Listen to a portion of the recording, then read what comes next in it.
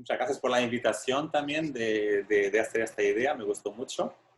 Y sí, hablar en castellano para ver si también, porque una cosa como van a ver de lo que me gusta cada vez más hacer es, bueno, investigar, claro, pero diseminar y hablar con el máximo público posible. Porque también hacemos ciencia no solo para nosotros, es para todo el mundo, ¿no? Intentar hablar mismo con gente que no hace ciencia, divulgar también para ese tipo de gente, que es lo que cada vez hago más, tal vez. Y sí, el tema es muy abrangente, ¿no? Es tal vez un poco demasiado abrangente, pero es realmente la investigación que hacemos en el laboratorio. Nos forzamos un poco. Cuando viene gente para mi laboratorio, bueno, hablando de esto, hoy mismo tengo que contratar un postdoc a partir de hoy, ya lo he sabido, por eso estoy buscando a alguien para el laboratorio. Y cuando viene gente sí que queremos hacer algo amplio en general, o sea, los postdocs saben que es así, ¿no? Y entonces, al inicio voy a hablar tal vez una área de la, no es bien área, pero bueno, una subárea de la biología o de la IVO-DIVO, de la biología de desarrollo evolutivo, que estamos un poco criando en el laboratorio, que es la IVO-DIVO Path, ¿no? Que es la biología de desarrollo, ¿no? Evolutiva también, pero también con patología, que mezclamos medicina con todos esos temas, ¿no? La diferencia un poco también con la IVO-DIVO es que, como ven en este slide, es que el humano es el caso de estudio casi siempre. En vez de ser estudiar otros animales para saber más de humanos, el humano en sí es el caso de estudio para saber también de medicina humana, pero de otros animales, de la evolución de otros animales, como van a ver. Usamos mucho los humanos, como van a ver en este caso, y los primatas en general, ¿no? Para informar, tengo un doctorado en antropología, por esa parte de los primatas y humanos, y un doctorado en biología, que por eso coordina la evolución humana con otros animales y con la medicina, porque enseño en Howard en la escuela de medicina. Yo enseño para alumnos de medicina. Bueno, esto viene un poco con la antigua IVO-DIVO, ¿no? Mucha gente dice que Etienne Saint-Hilaire es el verdadero padre de la IVO-DIVO, pero es una IVO-DIVO muy diferente de la de hoy en día. Hoy en día la IVO-DIVO es más tal vez aplicada un poco de alguna manera, no sabes si conocen mis papers que he hecho Where is the Evo in IVO-DIVO, que es dónde está la evolución en la IVO-DIVO, porque muchas veces la IVO-DIVO ya parece que no tiene casi evolución, es casi solo DIVO o casi gino de genética.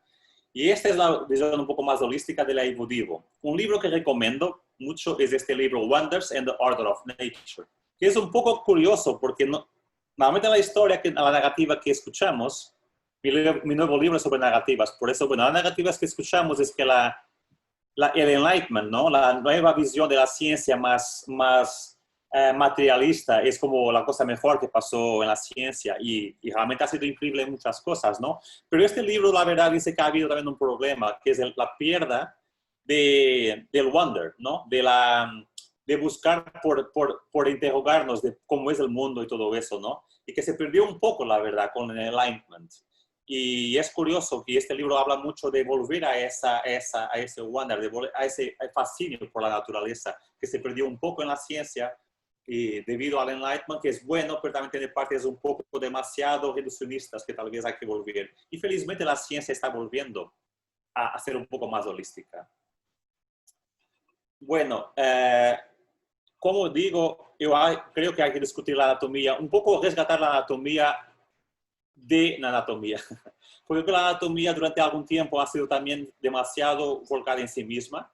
Y la anatomía tiene muchas implicaciones. Puede ser el racismo, que es tal vez el tema que más hablo, porque claro, Howard University, no sé si saben, es la primera universidad del mundo para gente de color, después de la guerra civil. Había universidades, pero los blancos no querían estar con los no blancos, entonces se han creado universidades para no blancos, que es donde enseño yo. Y entonces racismo es el tema número uno de mi investigación en general ahora, pero también de gente con llamados defectos humanos, y que voy a hablar un poco de ese tema, filosofía de ciencias, etcétera, ¿no? Ese es un poco el tema abrangente de laboratorio.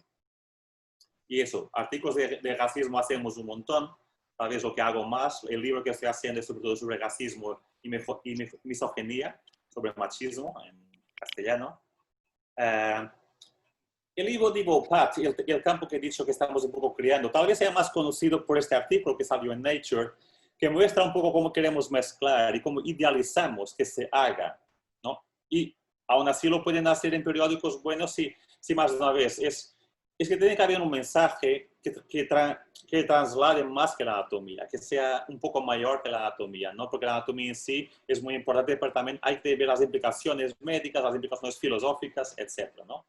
En este artículo que hemos hecho, como ven un poco las imágenes, combinado el estudio de defectos humanos como el DiGeorge Syndrome, como ves, el niño que está en la figura tiene DiGeorge Syndrome, que es un síndrome que siempre se sabía que afecta los músculos de la cabeza y los músculos del corazón, pero nadie sabía por qué, porque ahí está, la anatomía es ver un patrón, pero la evo o la genética, etcétera, era saber cuál es el mecanismo para llevar a ese patrón. Y puedes un poco mezclar un poco todo. ¿Por qué había ese padrón? No se sabía, pero los médicos lo reconocían como el DiGeorge Syndrome, ¿no? Y unos colegas y yo y gente de mi laboratorio hemos hecho varios estudios para ver la relación que hay entre los músculos de la cabeza y los músculos del corazón. Y es fascinante porque la relación es mucho más que se pensaba. No es solo que hay algo en común, no. Como ven ese dibujo, y ahí está la tercera componente importante de nuestro laboratorio. Cada vez más la diseminación es importante. ¿Qué quiere decir? La gente que viene al laboratorio casi siempre es buen cientista, pero también buen ilustrador. Los últimos son casi siempre ilustradores profesionales que también son cientistas. Por ejemplo, Julien Modder, que hace ese dibujo, venía de una maestría de anatomía y divulgación y medicina. O sea, tenía que saber dibujar muy bien, etc. ¿Por qué? Porque esta figura realmente muestra más que 1000 palabras, ¿no? Lo que está mostrando, con el mismo color, ven que son células ancestrales, o en el embrión, que dan los músculos con el mismo color. Quiere decir que parte del corazón, ¿no? Parte de la aorta, es más relacionado, es más próxima filogenéticamente y genéticamente o embriológicamente con los músculos faciales de un lado de la cabeza, que esos músculos faciales son con otros músculos faciales del otro lado de la cabeza. Es impresionante. La relación de los músculos de la cabeza con el corazón es un nivel de precisión impresionante, ¿no? Y eso es algo nuevo que hemos visto con genes, con genética, con desarrollo, con anatomía comparada con urocordados, etcétera, ¿no? Como ven en esta imagen. Y ahora la pregunta es, además del DiGeorge Syndrome, ¿cuáles son las implicaciones médicas? ¿Qué importa esto? La pregunta de anatomía para mí es siempre, ¿qué importa? ¿Para qué le importa a la gente de la calle esto? Y esta figura muestra eso. Lo que importa es que si esto realmente corresponde al ser humano, porque muchos estudios han sido hechos con ratones, y esa imagen traslada lo que se sabe, ¿no? Pero si corresponde al ser humano, la precisión médica es impresionante, porque, por ejemplo, una mujer embarazada que va a un médico, normalmente hace un ultrasound para detectar defectos humanos en que ven estructuras externas, como por ejemplo, hay deformidades de la fase, de los músculos faciales, pero el ultrasound no va tan profundo para ver, por ejemplo, los detalles del corazón, etcétera, al inicio. Pero si esto es verdad y, por ejemplo, vemos que un embrión tiene los músculos del lado derecho de la fase deformados o la fase en el lado derecho deformado, predecimos que el corazón, la base de la aorta, también puede tener defectos. Esa es la precisión y la implicación de ese tipo de cosas que es fundamental.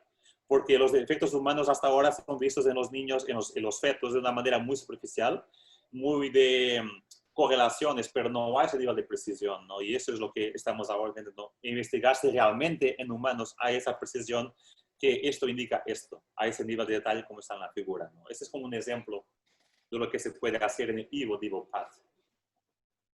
Este es el libro que hemos hecho más una vez, como ven, con dibujadores excelentes, porque este es Christopher Smith, que es parte del libro, que ha hecho un doctorado en mi laboratorio y también era, como ven, tal vez este ganó el premio de mejor ilustrador del mundo para joven. Como ven, es una figura impresionante, pero más una vez, porque eso importa para la divulgación, importa para mostrarle el mensaje que se quiere, ¿no? Este libro es como, no es como aprender, porque es precisamente, los alumnos de medicina muchas veces aprenden memorizando, pero este libro es para entender, es como entender el cuerpo humano. ¿Y cómo se entiende el cuerpo humano? Con evolución y con desarrollo, que es algo que realmente no se da mucho en la escuela de medicina. En Estados Unidos, yo por ley no puedo hablar de evolución cuando doy clases, porque los alumnos de medicina no son obligados a creer en evolución. Y entonces no es fácil. Y este libro quiere decir que para entender el cuerpo humano realmente necesitamos de entender la evolución y sobre todo que el cuerpo humano no es una máquina ideal, como se dice. El cuerpo humano es una máquina muy disfuncional. Y siempre digo a mis alumnos, nosotros tenemos un empleo como médicos porque somos disfuncionales. Si fuéramos perfectos no tenían empleo, no había médicos. El cuerpo humano es muy disfuncional porque tenemos una historia evolutiva, ¿no? Que hace que el cuerpo no sea perfecto para las cosas que queremos hacer ahora, como ser bípedes. No, no es tan fácil ser bípedes, no somos ideales como bípedes, porque venimos de animales que no son bípedes, tenemos millones de años de no bipedalismo, no es tan fácil. Somos un poco mejores, pero estamos muy lejos de ser ideales, ¿no? Yo voy a hablar mucho de eso en esta charla.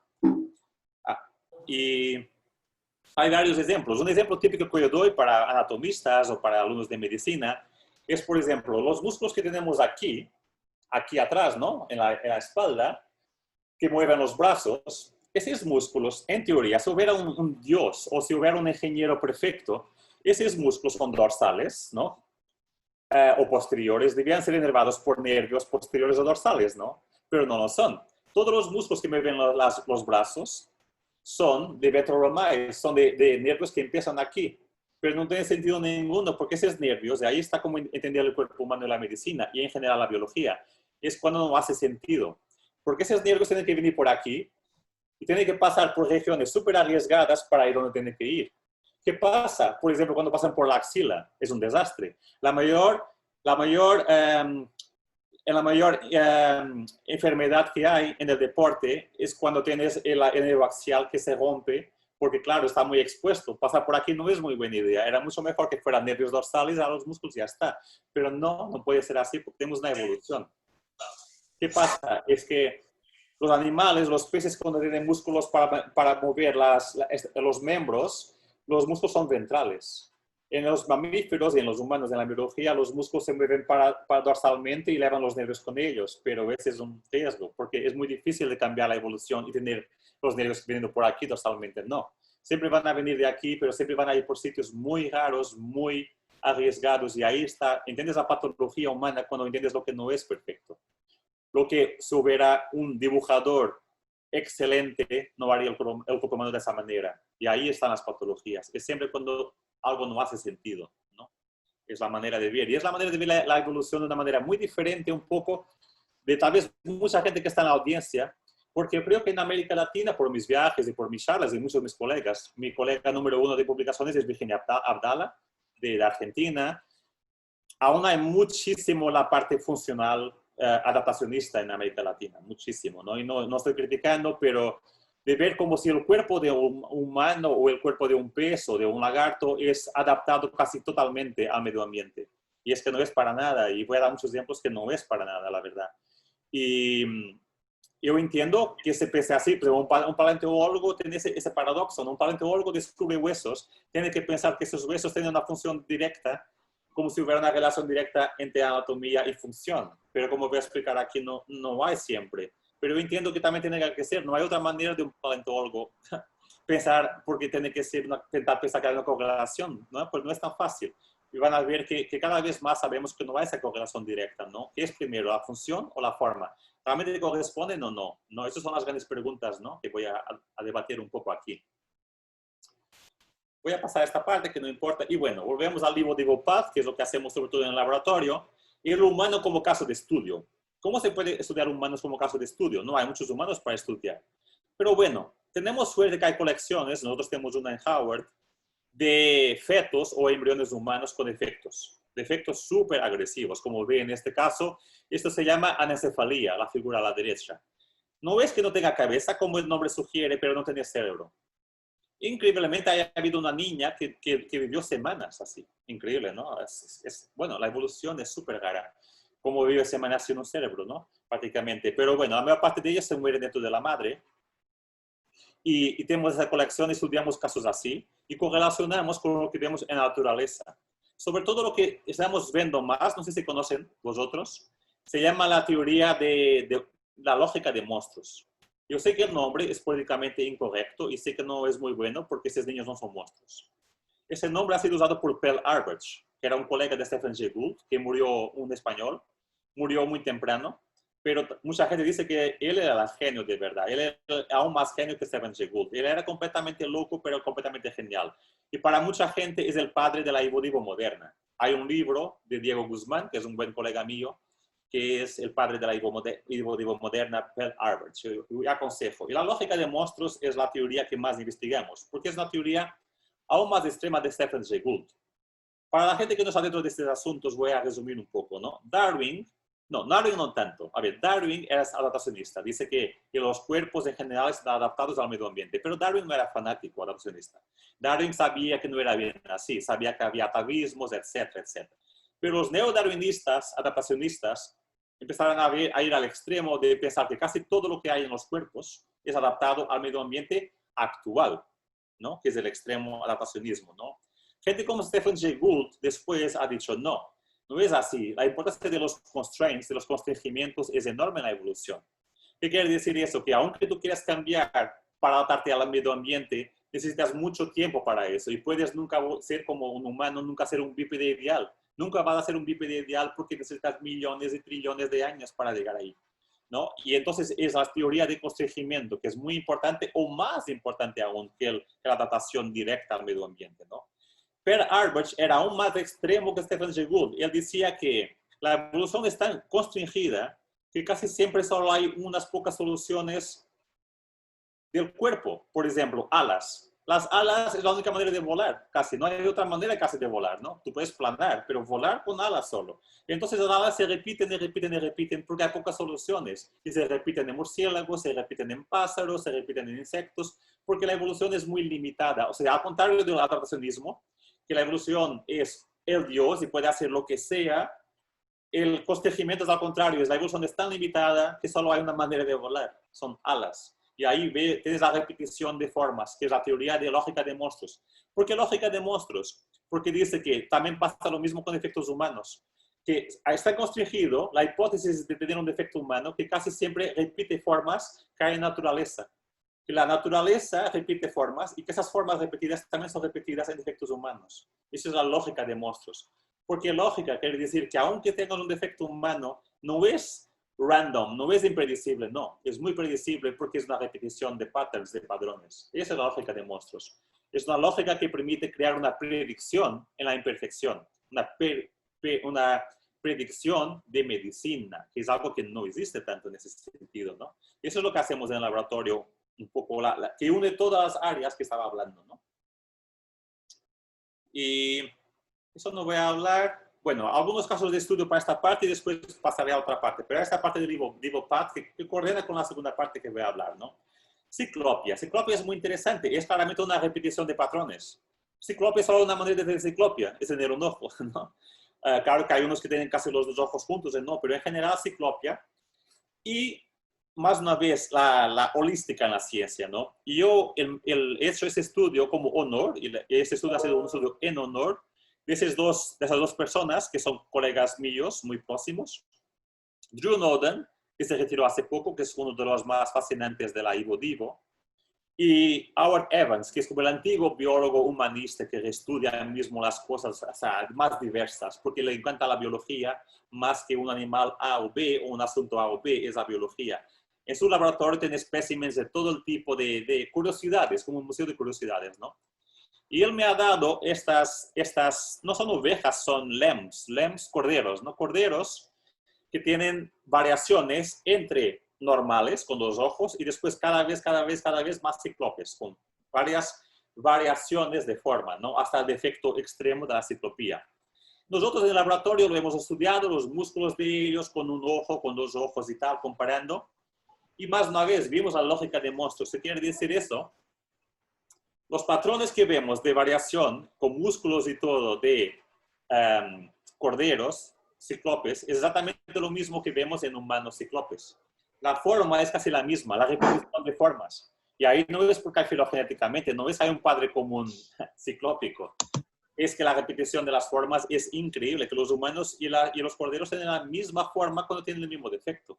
No hay mucho más porque no hay mucha más manera de tener esa forma, ¿no? Como vosotros deben saber, la ciclopía muchas veces bloquea que el nariz va para abajo, entonces tiene una proboscis arriba. O sea, todo eso es una repetición porque hay una lógica en monstruos. Llamando monstruos a defectos humanos, que es un mal nombre, ¿no? Pero como lo llamaba, ¿por qué? Porque si tú tienes 2 ojos, el nariz puede bajar. Si tienes un ojo solo, el nariz no puede bajar epigenéticamente. No es genético, es epigenético y quedas con una proboscis. Esto es igual en corderos, en humanos, en cerdos, en lo que sea. Hay una lógica. Tú puedes predecir lo que va a pasar con defectos, ¿no? Ese es el tipo de estudios que hacemos. Este es un libro que hemos hecho sobre anomalías en humanos con ciclopia. Tenemos los especímenes, hacemos scans y después diseccionamos y hacemos reconstrucciones, más o menos, son dibujadores profesionales haciendo esto. Y aquí, por ejemplo, comparamos el esqueleto y los músculos de un niño normal con un niño cíclope, ¿no? Con trisomía 18. Trisomía siempre tiene un montón de patologías, ¿no? Te vas. Y entonces, y hemos llevado esa a un paso más. Una cosa que estoy feliz de decir, no sé si hay gente aquí que está involucrada en esos proyectos, Borja y Diego Guzmán hace muchos años empezaron con una manera de ver la anatomía de una manera diferente. Porque lo que queremos más una vez es resgatar la anatomía de la anatomía. Que la anatomía no sea siempre los mismos métodos, las mismas discusiones. Y ellos, completamente solos al inicio, han desarrollado el modelo de network anatomía. ¿Qué quiere decir? Usar matemática de networks para estudiar la anatomía, una manera nueva, en que lo que importa es la correlación de las formas, ¿no? Es, por ejemplo, viendo qué networks forma los huesos o los músculos, o los huesos de los músculos, como ven aquí en esta figura, ¿no? Networks saben lo que es como el Facebook, el grupo de amigos que es más junto, ¿no? Como, por ejemplo, en este caso en la cabeza hay 4 networks, son huesos que están más juntos entre sí que con los otros. Y ahí puedes comparar el network de un niño con el network de un adulto humano, con el network de un mono, de un network de una ballena, para ver si hay patrones más una vez, ¿no? Muy internos. La diferencia es que aquí la anatomía es muy interna, es muy de patrones, es mucho más Stephen Jay Gould y Bell Arbage. Es para estudiar las relaciones profundas de la anatomía. Yo no voy a dar muchos ejemplos aquí, pero solo para mostrar cómo es ir un grado más a hacer esto, que estoy muy feliz de decir que hay más que 50 o 60 personas ahora, de artículos que están saliendo ahora de esos temas, es increíble. La gente ya está realmente adoptando estos temas. Esta semana salió un artículo muy bueno sobre cetáceos con anatomical networks, pero también podemos estudiar defectos humanos con networks, y es ya ir al otro grado, ¿no? Y para dar un ejemplo de la lógica de monstruos, ¿no? Sí, como ven aquí, esos son los networks del niño con trisomía 18, con niño no, él murió dentro de la madre, del feto, con huesos, músculos y huesos y músculos, son los networks. Solo que vean muy rápidamente, si voy para la imagen anterior, ven que en un niño normal, los músculos forman 3 networks, ¿no? Que son los músculos faciales de abajo de un lado, de abajo del otro lado y de arriba de los 2 lados juntos. Muy interesante. Los músculos arriba faciales es solo un único network. Y eso correlaciona con la medicina, más una vez. Se sabe cuando hay una parálisis, ¿no? La parálisis puede ser este lado, aquí abajo, o este lado, aquí abajo. Pero la parálisis no es un lado separado arriba. Y también los nervios son mucho más parecidos arriba entre los 2 lados que abajo. O sea, correlaciona con medicina, con anatomía. Realmente muestra que hay un sentido de los networks. Ahora, bueno, comparen este network de un niño normal con un niño con ciclopia, que no debía ser igual, ¿no? Según la lógica sería no. O sea, un niño patológico que murió dentro de la madre con un ojo solo, ¿cómo va a tener los músculos con el mismo patrón de network? ¿Para qué? ¿No? Es random, es completamente casual. Se murió porque no había una homeostasis, se murió porque todo va mal. Pero no todo va mal, porque la lógica de monstruos te explica que cuando ves ahora al niño patológico con un ojo solo que murió dentro de la madre, tiene los mismos 3 networks. Tiene músculos arriba faciales de los 2 lados, un único network, un único módulo, y músculos abajo de un lado y del otro. Exactamente como el niño normal que ven aquí. O sea, eso muestra la lógica de monstruos. Mismo cuando tienes defectos súper severos o macroevolución súper severa que da ballenas o lo que sea, hay una lógica profunda que no es cambiable porque no es fácil cambiar. No es fácil cambiar la parte intrínseca de la anatomía. Si un hueso está cerca del otro hueso, mismo que haya un defecto, realmente tú no vas a tener un parietal con un hueso radio juntos. No vas a tener ningún defecto humano, porque hay una lógica que va a seguir el cuerpo, ¿no? Como hay una lógica de la macroevolución. Como voy a hablar mucho más de eso, ¿no? Un tema tal vez interesante para mucha gente es el tema de los atavismos. La gente es obcecada, mismo la gente que no es cientista, es curioso. El tema de los atavismos, o porque los humanos tenemos estructuras animales que no son supuestas de estar en humanos, pero algunos humanos las tienen, como músculos de monos que han desaparecido a 30, 40 millones de años. Como es, bueno, nosotros sabemos por qué, porque hay evolución y alguna gente queda con esos músculos y no desaparecen.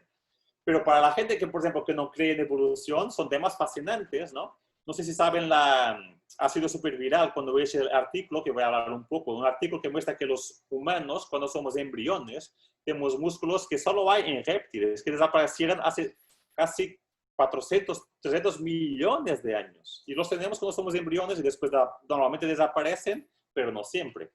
Ese artículo ha sido súper viral, ¿no? Ha ido a la tele, a BBC y todo eso, ¿no? Pero es increíble de ver cómo la gente diferente reage diferentemente.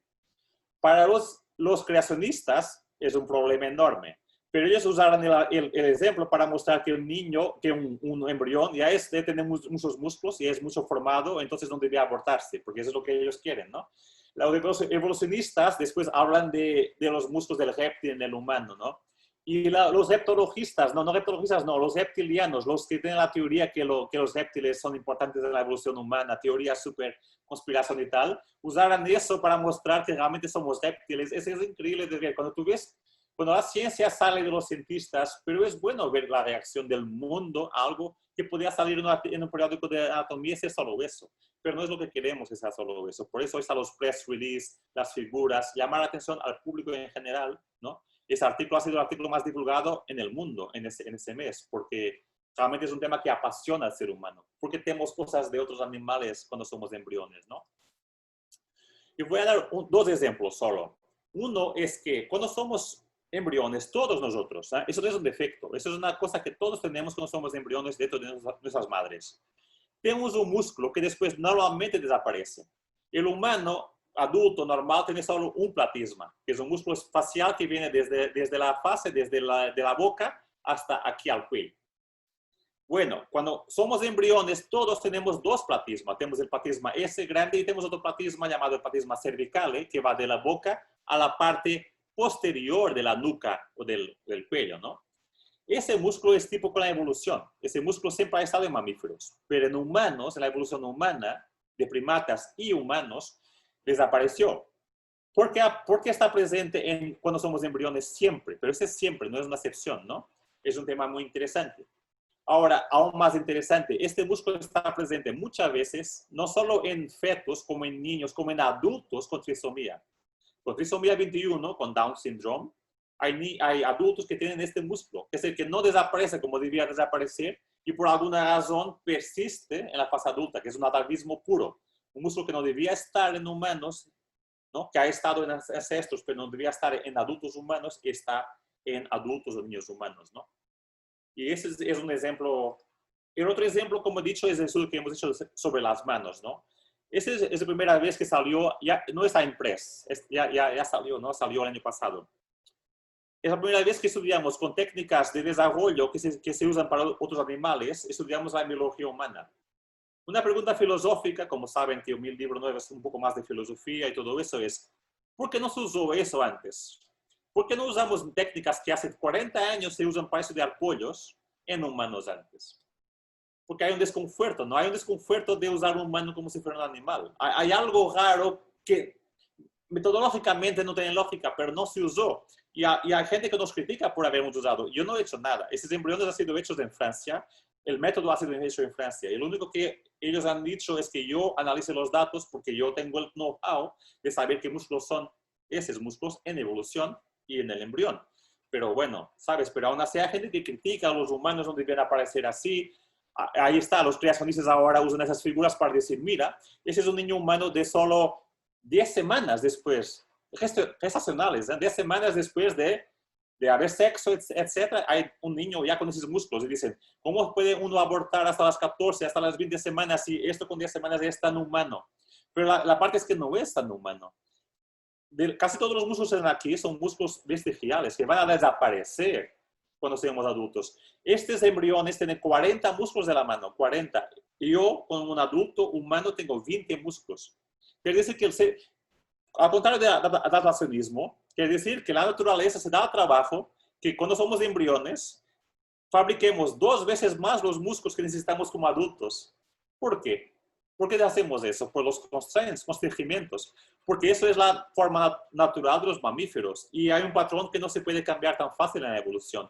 Entonces aparece así y después poco a poco desaparece, desaparece, desaparece. Y normalmente tenemos 20 músculos de los adultos. Algunos tienen un poco más. Ahí están las variaciones. Anatomía, un problema de anatomía también es como minimizar las variaciones, como algo anormal, como noise. No, la variación es algo. No, la variación es súper normal e importante en la anatomía, porque la variación quiere decir que hay cosas que son de nuestros ancestros generalmente que quedan en nosotros, que no desaparecen. La variación, las variaciones que hay en los humanos, las variaciones, no defectos, las variaciones, quiere decir, la población normal que tenga variaciones, siempre son músculos que están aquí, los 40, que no desaparecen. O sea, es lógico, pero esa medida de ver la variación como un defecto, como algo raro, no tiene lógica. La variación no es así. Y bueno, entonces este es el caso. Y ahí voy a mostrar la figura del ejemplo, de un ejemplo, ¿no? Contragentes es un tipo de músculos que en los mamíferos normalmente hay 5 contragentes para cerrar, para aductar los 5 dedos. Así. Los humanos, en la evolución humana, hemos perdido algunos de ellos. Tenemos solo uno de ellos, que es el aductor pólicis, para cerrar el pulgar. No tenemos, otros 4 músculos desaparecen, pero desaparecen en la embriología, porque un humano con solo 20 milímetros, un humano dentro de la madre, muy pequeñito, un embrión, nosotros todos hemos tenido 5 músculos aductores. Pero poco a poco desaparecen y queda normalmente solo uno, a no ser que tengas variaciones, y algunos humanos viven toda la vida sin saberlo, con 2 o 3, y se mueren y los diseccionamos en el laboratorio para enseñar anatomía humana, y vemos, wow, toda la vida ha tenido 2 músculos sin saberlo. Un dato para que sepan la variación, la importancia de la variación. Cada humano muerto, humano normal, como yo, como Karen, como nosotros, cuando vamos a morirnos, un humano en general tiene más que 20 variaciones musculares. Un humano normal. Cuando enseñamos anatomía a alumnos de medicina, siempre hay variaciones. Siempre hay variaciones. Hay mínimo de 20 variaciones en media de músculos cada humano. Por eso, para que vean la importancia de la variación y cómo no debería minimizarse, ¿no? Ahora, más una vez, el mismo patrón. Normalmente desaparece en humanos normales, pero en humanos con patología, como por ejemplo trisomía, estos músculos están persistentes muchas veces. En 40 a 50% de los casos, pero no siempre, pero en 40 a 50% de los casos de niños o adultos con trisomía de Down, tienen músculos contragentes que van a otros dedos, que no deberían estar normalmente en humanos, cardiotípicamente normales, ¿no? O sea, hay aquí una lógica de las cosas que deberían desaparecer normalmente en la embriología humana no desaparecen con gente con algunos defectos humanos. No siempre, pero con algunos defectos humanos, ¿no? Ahora, más una vez, la importancia de los constrangimientos, de Stephen Jay Gould versus adaptacionismo, si quieren. Más una vez, si estamos adaptados siempre al medio ambiente, porque es que un embrión tiene músculos que no va a usar, que no va a necesitar. Porque alguna gente dice, bueno, puede que el embrión necesite de ellos. Os digo yo que puedo probar científicamente que no es verdad, de una manera. Miren esta figura ahora del embrión que he dicho, ¿no? Este es un músculo facial que aparece en embriones y desaparece, ¿no? Hasta que hubiera ultrasounds, que son muy modernos, como saben, es imposible ver las expresiones faciales de un embrión dentro de la madre. Es imposible de ver expresiones faciales de un embrión o un feto dentro de la madre. Que me digan a mí que hay una función de un músculo facial dentro de una madre que desaparece cuando eres un embrión, sinceramente, o es fanático o es no sé, porque no hay ninguna explicación. La explicación es mucho más simple. Es que para formar el platisma normal que tenemos cuando somos adultos, tienes que formar probablemente el layer platisma. Yo creo que es mejor en esa figura de los aductores, porque aquí que se ve claramente. Para formar el aductor que necesitamos como adultos, el aductor que va al dedo grande, necesitamos del layer de aductores, ¿no? Por lo que ven ahí es el layer que va a todos los 5 aductores. Y poco a poco el layer se empieza a deteriorar y solo va a uno. Pero tú no puedes decir, evolución, quiero solo un aductor desde el inicio de la embriología. No, no es tan fácil. Al inicio empiezas con la camada aductora, que va a los 5 dedos. Y ahí sí que te puedes eliminar los otros para tener uno como adulto. Pero no es tan fácil de decir al embrión, bueno, ya está. De los pocos ejemplos que hay para vosotros, si quieren saber ejemplos que la embriología, que la evolución consiguió eliminar completamente, los pájaros, los dentes completamente eliminados. Eso es de la embriología, ¿no? Desde la fase 1. Pero eso es una excepción. Ese es un caso que casi nunca pasa. En casi todos los animales que no tienen dientes, adultos, tienen dientes cuando son embriones. Los pájaros es muy... Y aún así saben que los pájaros ya se sabe que tienen algunos genes que forman dientes, que no consiguieron completamente eliminar los genes todos. Pero bueno, sí que consiguió la evolución, como excepción, eliminar los dientes de la fase 1. Pero eso no es nada normal en evolución. Lo normal es los constricimientos, de hacer cosas que no necesitas para nada y poco a poco los eliminas en la fase embrionaria, ¿no? Más una vez, pero podría acabar aquí y decir, bueno, esos son patrones anatómicos, pero ¿cuál es el por qué? Porque hay constricimientos y porque perdemos esos músculos inclusive. Porque perdemos músculos que son aductores. Es tan bueno ser aductor y adoptarlos como hace un reptil. Para que vean el humano, la narrativa que somos superiores como anatomía. El humano, como he dicho, adulto tiene 20 músculos de la mano. Un lagarto tiene 40 músculos. Un lagarto tiene mucho más músculos que el humano. Un lagarto puede hacer mucho más cosas que un humano a la mano. Lo único que puede hacer menos es mover ese dedo de una manera menos precisa. Pero los otros 4 dedos, los humanos somos súper malos para mover esos 4 dedos. Un lagarto puede mover cualquier dedo como nosotros movemos el pulgar, ¿no? Entonces, ¿por qué perdemos músculos que podrían ser útiles? ¿Es por energía? ¿Por qué es, no? En general, los humanos normales, ¿no? Y lo que hemos hecho es un estudio con colegas que simulan síndrome de Down en ratones y han visto que en síndrome de Down humano, con el cromosoma 21, con 3 copias y no solo 2 copias, hay un gen en el cromosoma 21 que ese gen lo que hace es que hace menos apoptosis, o sea, menos pérdida muscular. Entonces, la teoría de mis colegas es como la gente con Down syndrome tiene 3 copias de ese gen y no solo 2, puede que por eso haya mucho menos muerte muscular y por eso la gente con Down syndrome queda con más músculos estriados cuando son adultos que nosotros. Los músculos que deberían desaparecer, no desaparecen, ¿no?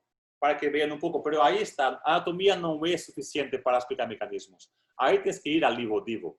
Ahí tienes que ir a los genes, etc. Para los mecanismos, la anatomía no es suficiente. La anatomía es para ver patrones. Hay que ser más holístico para querer saber los porqués de por qué pasa eso, ¿no? Este ejemplo, voy a darlo, es el último ejemplo que voy a dar de Ivo Pat, ¿ok? Aquí hay 5 ejemplos, pero bueno, Karen me pidió para ser más rápido hoy. Normalmente yo hablo 1 hora y media. Hoy voy a hablar como 1 hora, o un poquito más solo. Aquí también veo la anatomía de anedota, ¿no? Yo estaba viendo el estudio de generación. Esto no se sabe la técnica. Esta salamandra está viva. Es una técnica más o menos moderna, bueno, 15 años, 10 años, que se llama GFP, que se pone un gen fluorescente verde a lo que quieras, o a los músculos, o a los nervios, pero lo espectacular es que no hay que matar animales y también aún más mejor aún. Puedes ver el mismo animal todos los días cómo va desarrollándose. Esto es ver el desarrollo de una salamandra desde el día 1 hasta la fase adulta. Y estaba viendo el desarrollo en Dresden, ¿no? Y veo que hay un músculo aductor del dígito mínimo, del dedo 5. Pero salamandra no tiene dedo 5. Salamandra tiene dedo 1, 2, 3, 4. Y era una anécdota más una vez. La anatomía a veces es bueno, está ahí. Pero poco a poco empecé a correlacionar con anatomía comparativa y también con medicina. Y empecé a ver un patrón un poco raro. ¿Qué es? Aquí está un poco el resumen. Este es un artículo que puse en 2015, ¿no? La salamandra tiene 4 dedos solo, pero hay aductor de dedo 5. No tiene lógica ninguna, ¿no? No tiene dedo 5, pero tiene aductor dígito mínimo. La rana, al contrario, no tiene dedo 1, pero hay músculos de dedo 1. Los pájaros, hay mucha controversia, pero bueno, se piensa que es el dedo 1, 2, 3. Y tiene músculos de dedo 1, ¿no? Como es esperado. Pero anatomía humana de defectos humanos, otra vez el mismo patrón, quiere decir, los niños que tienen 4 dedos, por ejemplo, no tienen dedo 1, los músculos de dedo 1 no solo están presentes, pero están presentes con todos los tendones, con todos los detalles del dedo 1, pero no hay dedo 1, solo hay dedo 2. Esto permitió más una vez la lógica de monstruos. ¿Qué quiere decir eso? Las cosas que pasan en la naturaleza, ¿no? En este caso, lo que pasa en las ranas, que no tienen dedo 1 y los músculos de dedo 1 están presentes y van al dedo 2. Los humanos con defectos humanos, que no tienen dedo 1, ¿no? Que tienen solo 4 dedos, pasa lo mismo. Y parece una cosa curiosa. Parece que los músculos y los nervios y las arterias no saben dónde van a ir. Al contrario de esta visión genética, que todo es genético, ¿no? Y que las cosas saben dónde van a ir. Los músculos y los nervios no saben dónde van a ir. Ellos van a ir como los niños que juegan el juego de tapar los ojos, ¿no? De decir, voy al más próximo. Los músculos van, los nervios van y van al más próximo. No hay dedo uno. Ellos no hacen idea que no hay dedo uno. Ellos van al dedo más radial. Ellos van al dedo que está más del lado radial, que en este caso es el dedo 2. Ellos no hacen idea que el dedo 1 está presente. Para ellos está presente porque ellos van ahí y se van a ir como van exactamente al dedo 1. Y eso es la teoría topológica, que lo que importa para guiar los músculos que van a la mano, no todos los músculos del cuerpo, no, voy a explicar eso, pero los músculos que van a la mano y al pie, lo que los guía es la posición topológica de los huesos. No es la actividad genética, no es soy el dedo 1, viene a mí, no. Es la posición anatómica, topológica de los huesos que guía los músculos y los nervios y las arterias, etcétera, etcétera. Y lo ves con animales diferentes y con humanos con patología. Y ahí puedes hacer Evo Studies, que voy a mostrar unos ejemplos que hacemos para verificar que es así. Este es el caso que he dicho, ¿no? Dedo número 2. ¿Cómo sabemos que es dedo número 2? Claramente, genéticamente. ¿Por qué? Tiene 3 falanges. Morfológicamente, genéticamente, ese es un dedo número 2, ¿no? El dedo número 1 de humanos tiene 2 falanges. Ahora, los músculos que están ahí son los músculos del dedo 1. Todos, perfectos, con nervios, con tendones, con todo igual. Inclusive diferenciación de fibras, exactamente como si fuera el dedo 1. Ellos no saben que no hay dedo 1. Ellos son ciegos para la identidad genética. Lo que siguen es la topología. Y hay experimentos que se hacen con pájaros, que pueden hacer una manera de, con un bit, prevenir que hagan un dedo y ver si los músculos van realmente al dedo que está al lado. Y sí que van al dedo que está al lado, ¿no? Cada vez más empieza a ser acepte esta teoría topológica, que también muestra que la epigenética es importante. La epigenética no es solo la genética. Tú puedes alterar en un pájaro vivo un bit que elimine que el dedo que no puede desarrollar, solo el dedo de ese desarrolla y los músculos que debían ir a ese dedo no van más a ese dedo, van al otro dedo. Epigenética, no todo es genética, ¿no? Más una vez, ¿qué importa esto para la gente? ¿Qué nos importa a la gente que no es anatomista? Bueno, lo que importa es medicina. Puedes prever. Yo puedo prever un niño de 4 dedos o de 8 dedos o de 9 dedos lo que va a pasar. Y eso es muy importante. Estamos haciendo proyectos con médicos sobre eso. Por ejemplo, esos son hospitales en América Latina, por ejemplo, que tenemos algunos proyectos. ¿Por qué? Porque hay muchos niños con polidactia. Y es la operación, cirugía más común en niños pequeños, porque los padres, 2 cosas. Uno, tienen vergüenza, no quieren que los niños le hagan poco de los niños. Y también porque si haces pones un niño y esa niña tiene 8 dedos en cada miembro, si haces que tenga solo 5 con una operación, ella también va a ganar la función más fácil cuando es niña que cuando es adulta, ¿no?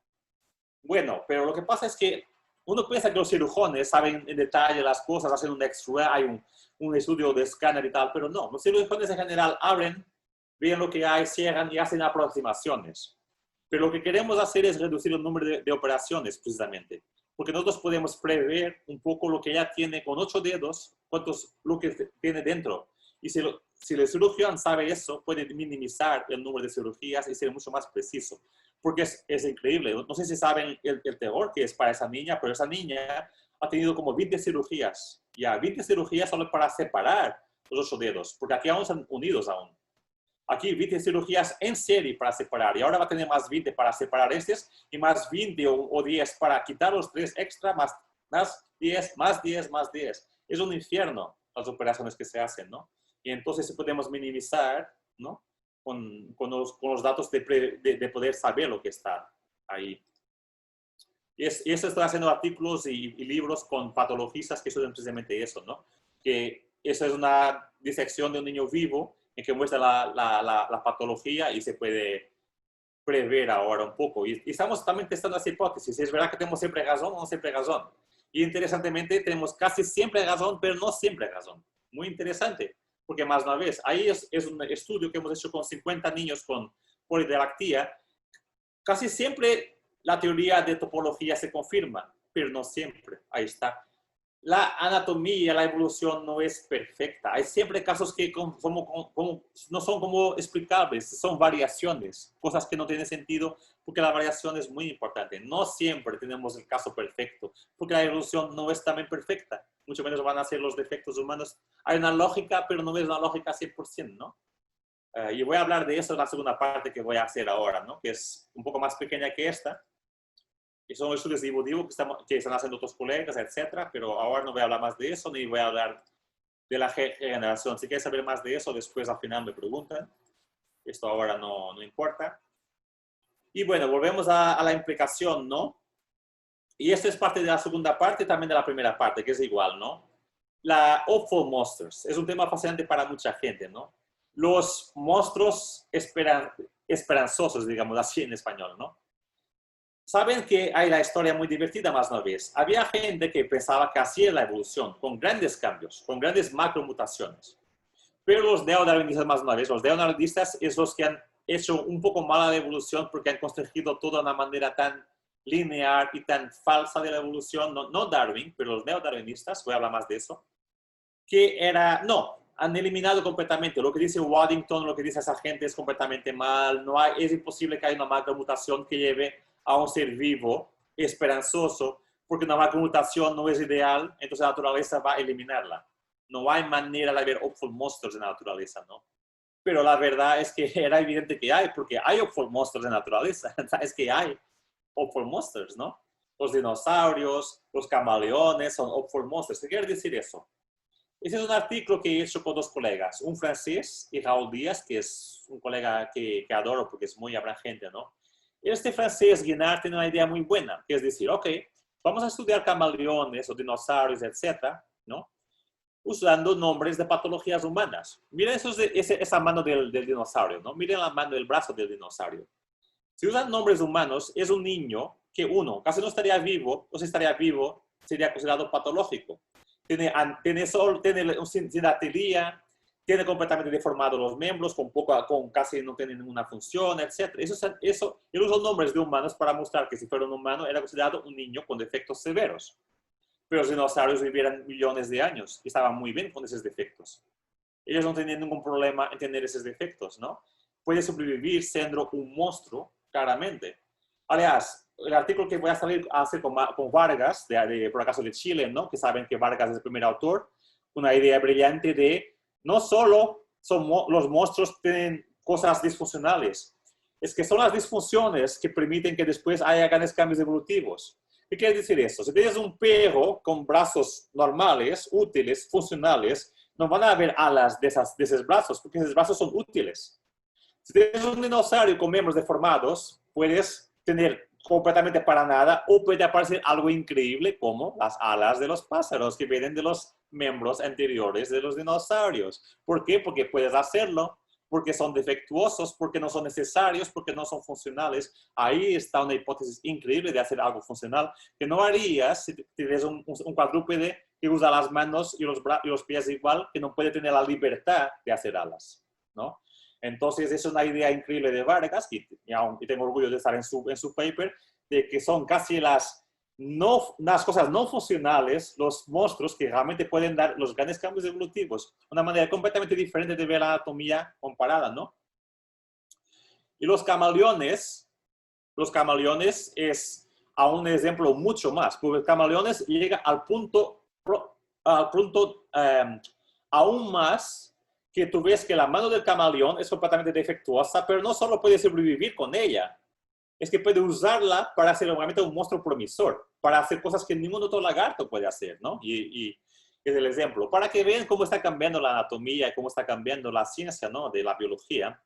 Antiguamente, Hopeful Monster es como, wow, no puedes, es como, wow, un tabú, sacrilegio. Pero ahora, hoy en día, cada vez más hay libros que son las tortugas como Hopeful Monsters. No sé qué como Hopeful Monsters. Hopeful Monsters ahora está en la moda, porque ahora se tiene un poco más de margen de apertura para decir, sí, esto es importante en la biología, en la evolución, ¿no? Y en mi libro, que voy a hablar ahora, habla mucho de eso, ¿no? Ahí están los camaleones. Los camaleones tienen defectos humanos. Los camaleones, codificando como defectos humanos, tienen sinactilia. ¿Qué quiere decir eso? Los dedos están todos hay dos superdedos, ¿no? En los camaleones, que es como si fuera así. Aquí están fusionados con la piel y aquí también son dos superdedos, como la niña tenía sinactilia, que han visto en la fotografía, los dedos fusionados. Los camaleones tienen zigodactilia, que es algo que casi nunca se ve en humanos, algo muy patológico, muy incomún. ¿Qué es zigodactilia? Es cuando los superdedos de los camaleón son capaces de oponerse, lo que es casi imposible de hacer, ¿no? Pero los camaleones han sido suficientemente buenos para, a pesar de esos defectos, sobrevivir millones de años. Ahí está el gran cambio que quiero decir hoy. Si quieren un home take message para llevar a casa, para hablar con vuestros amigos, es que la evolución no es perfecta, ni siquiera optimal. La evolución es suficientemente buena. Is good enough. La evolución es solo suficientemente buena para que tú sobrevivas y tengas hijos. Solo eso, no hay nada optimal en la evolución, solo es suficientemente buena para sobrevivir y tener descendencia. Los camaleones al inicio eran defectos humanos completamente absurdos en las manos, pero han sobrevivido así. Y después viene la otra fase. ¿Cuál es la otra fase? De decir, no, además voy a usar los defectos para hacer algo que casi ningún lagarto puede hacer, para andar en los árboles así, oponiendo mis superdedos. O sea, aprovechó los defectos, pero no al inicio. Al inicio tienes mucho tiempo que es solo defecto. El monstruo aún no es promisor, es solo monstruo.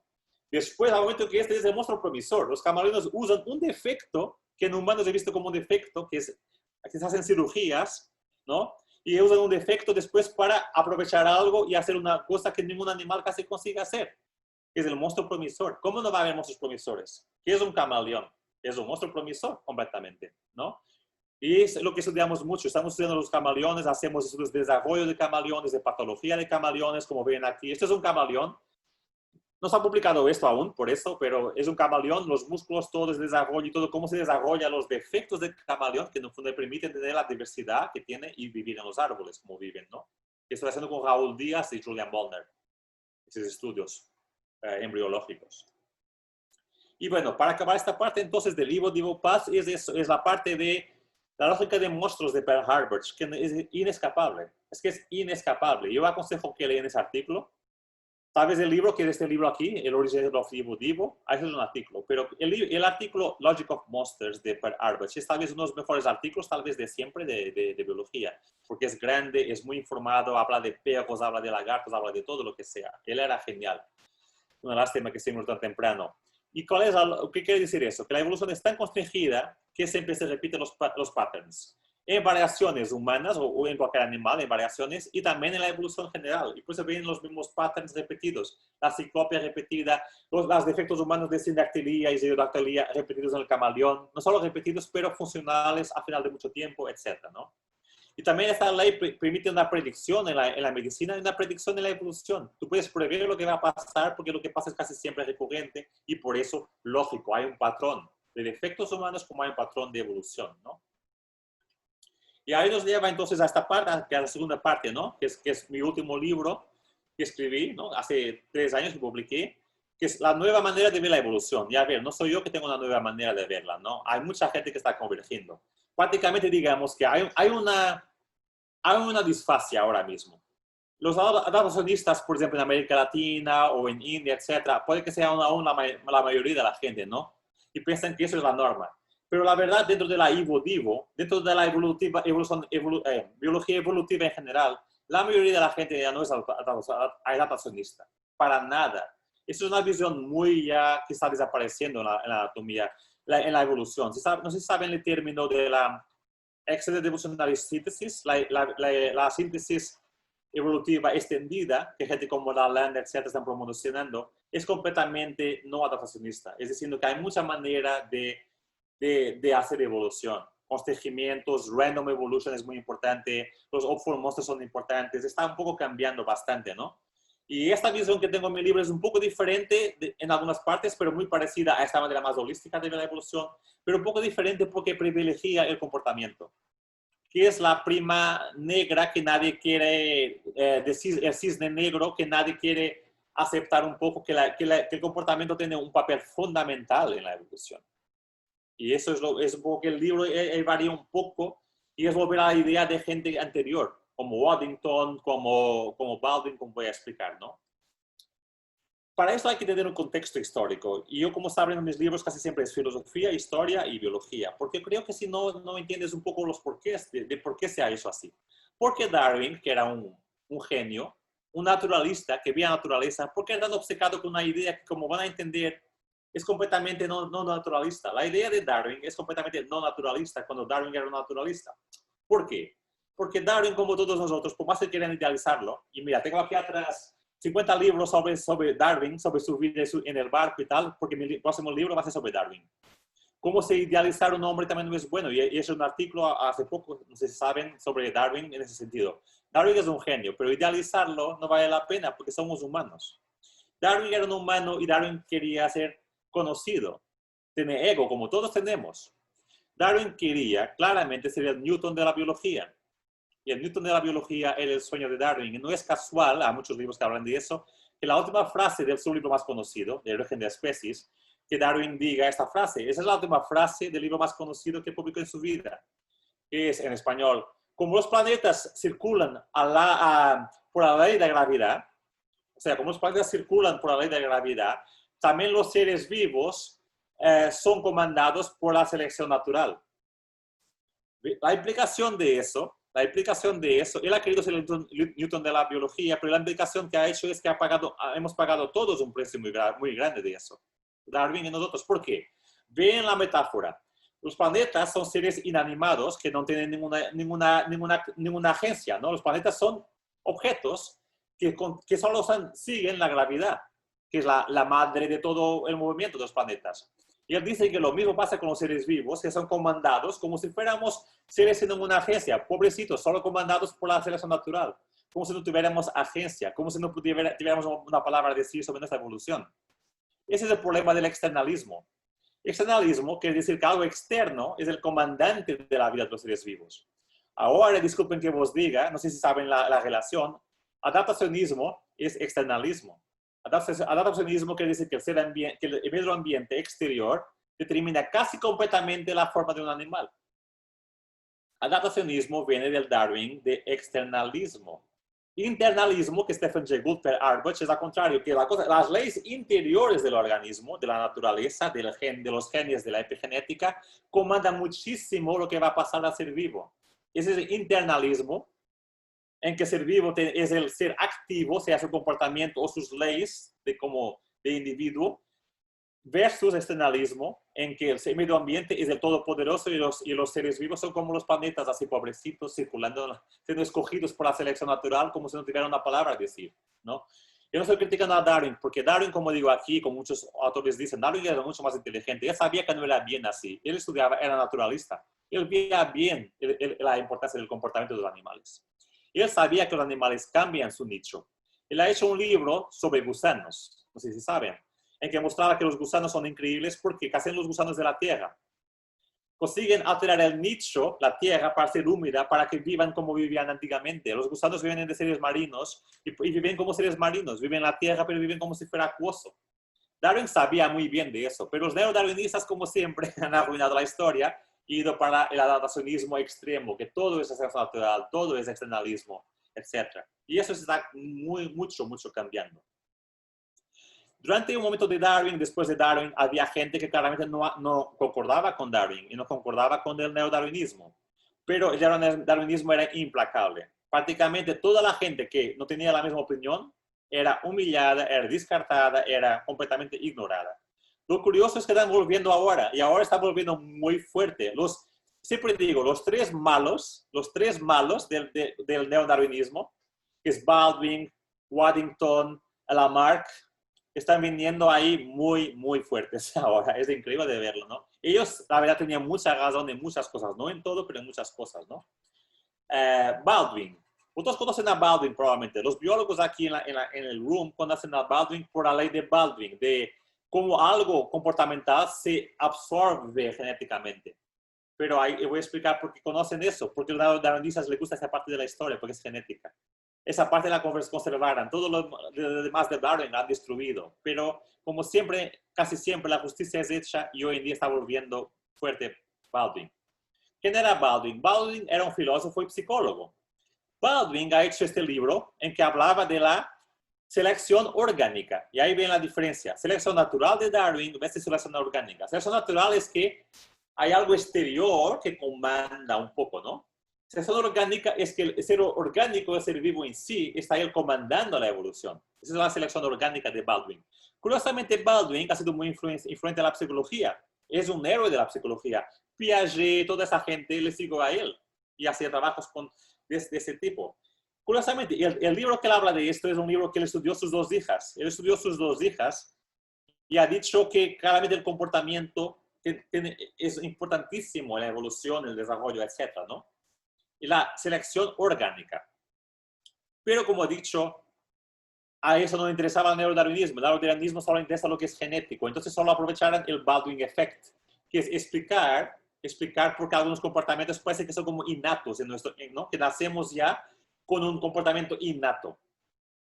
Eso es muy interesante porque para Baldwin esa parte de cómo un comportamiento de millones de años puede parecer que va intrínsecamente a los genes, a algo innato, era una parte que no importaba para Baldwin, porque la teoría de Baldwin, que es un poco como mi libro es, si un comportamiento va entre padres y hijos, si el comportamiento es de muchas generaciones y continúa, siendo bueno o malo, no importa. Puede ser un comportamiento malo, puede ser un comportamiento bueno, pero si es transmitido en muchas generaciones, no importa que va a ser genético después, no importa, porque desde que haya un social learning, ¿no? No importa. Y eso es un ejemplo en humanos, por ejemplo, ¿no? Imaginemos, los humanos que hablan chino o que hablan castellano, o los humanos que son religiosos musulmanes o religiosos cristianos. No importa que eso va intrínsecamente a tus genes, ni siquiera importa si está bien o está mal. Lo que importa es que los padres van transmitiendo eso de tres maneras, ¿no? Social learning.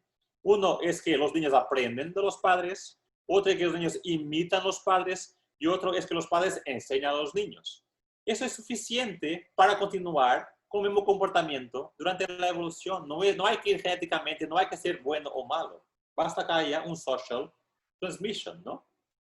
Esa es la teoría de Baldwin, de social transmission, importantísima para la evolución orgánica, que somos importantes a manera como nosotros controlamos la evolución, ¿no? Y ahí está la diferencia. Hoy en día la síntesis extendida de la evolución es que no solo los genes, pero también el comportamiento, también la cultura y también la epigenética a veces. Hay estudios que muestran que ratones que se han cambiado la sangre, pero sin cambiar los genes, puede tener 8 a 10 generaciones del cambio. 8 a 10 generaciones y no está en los genes. Es un cambio epigenético que puede ir. Es Lamarck totalmente, pero no siempre. Lamarck tenía errores. La cola no va a nacer a quedar sin cola por cortar la cola a un perro. Su hijo no va a tener cola igual. Lamarck tenía errores, claro que sí. Pero sí que hay transmisión de caracteres adquiridos, no genéticos durante la evolución. Eso no hay ninguna duda. Sea la cultura, sea el comportamiento o también algunos datos epigenéticos, ¿no? Y ahora más una vez, como he dicho, ahora todo está volviendo de nuevo. Baldwin ahora, he hecho un resumen en mi libro, hay más que 1000 artículos en últimos años, hay más que 100 libros que hablan de Baldwin. Cómo está cambiando la biología evolutiva, ¿no? Como ahora ya la gente habla de deconstruction, ¿no? La construcción de nicho, es Baldwin. Quiere decir que los animales están siendo ellos controlando su evolución. ¿Qué quiere decir la teoría de nicho? Yo estoy aquí hablando con vosotros y no tengo que ver si está lloviendo, si está calor afuera, si está frío afuera, porque los humanos construyen un nicho en que tenemos aire acondicionado, tenemos un edificio en que nosotros construimos y no dependo del medio ambiente ahora mismo afuera. Yo soy independiente de él, más o menos, ¿no? De todo lo posible. De la misma manera, los gusanos viven como si fueran acuáticos porque ellos construyen el nicho, como Darwin bien mostró. De la misma manera, las térmitas. Las térmitas viven en África de una manera que una térmita sola nunca sobreviviría. Una térmita sola con el calor de África se moriría en minutos. Pero ellas han construido su nicho, una térmita, un nest, en que pueden controlar la temperatura, etc. Ellas han dicho, yo vivo así. No es el medio ambiente que es mi padre, señor. Yo vivo así, a mi manera, ¿no? Entonces, eso es Baldwin. Esa es la selección orgánica. Los seres orgánicos también construyen, no completamente solos, claro que no, pero también tienen una palabra a decir sobre su evolución, ¿no? Y eso ahí está. Ese es el libro que he hecho, ¿no? Sobre cómo la evolución es conducida sobre todo por el behavior. Y ahí sí que soy específico, sobre todo. El gran cambio evolutivo viene casi siempre, no siempre, pero casi siempre de cambios comportamentales, ¿no? Y y voy a explicar por qué. Y más una vez, no soy único a decir esto, cada vez más hay un consenso de eso.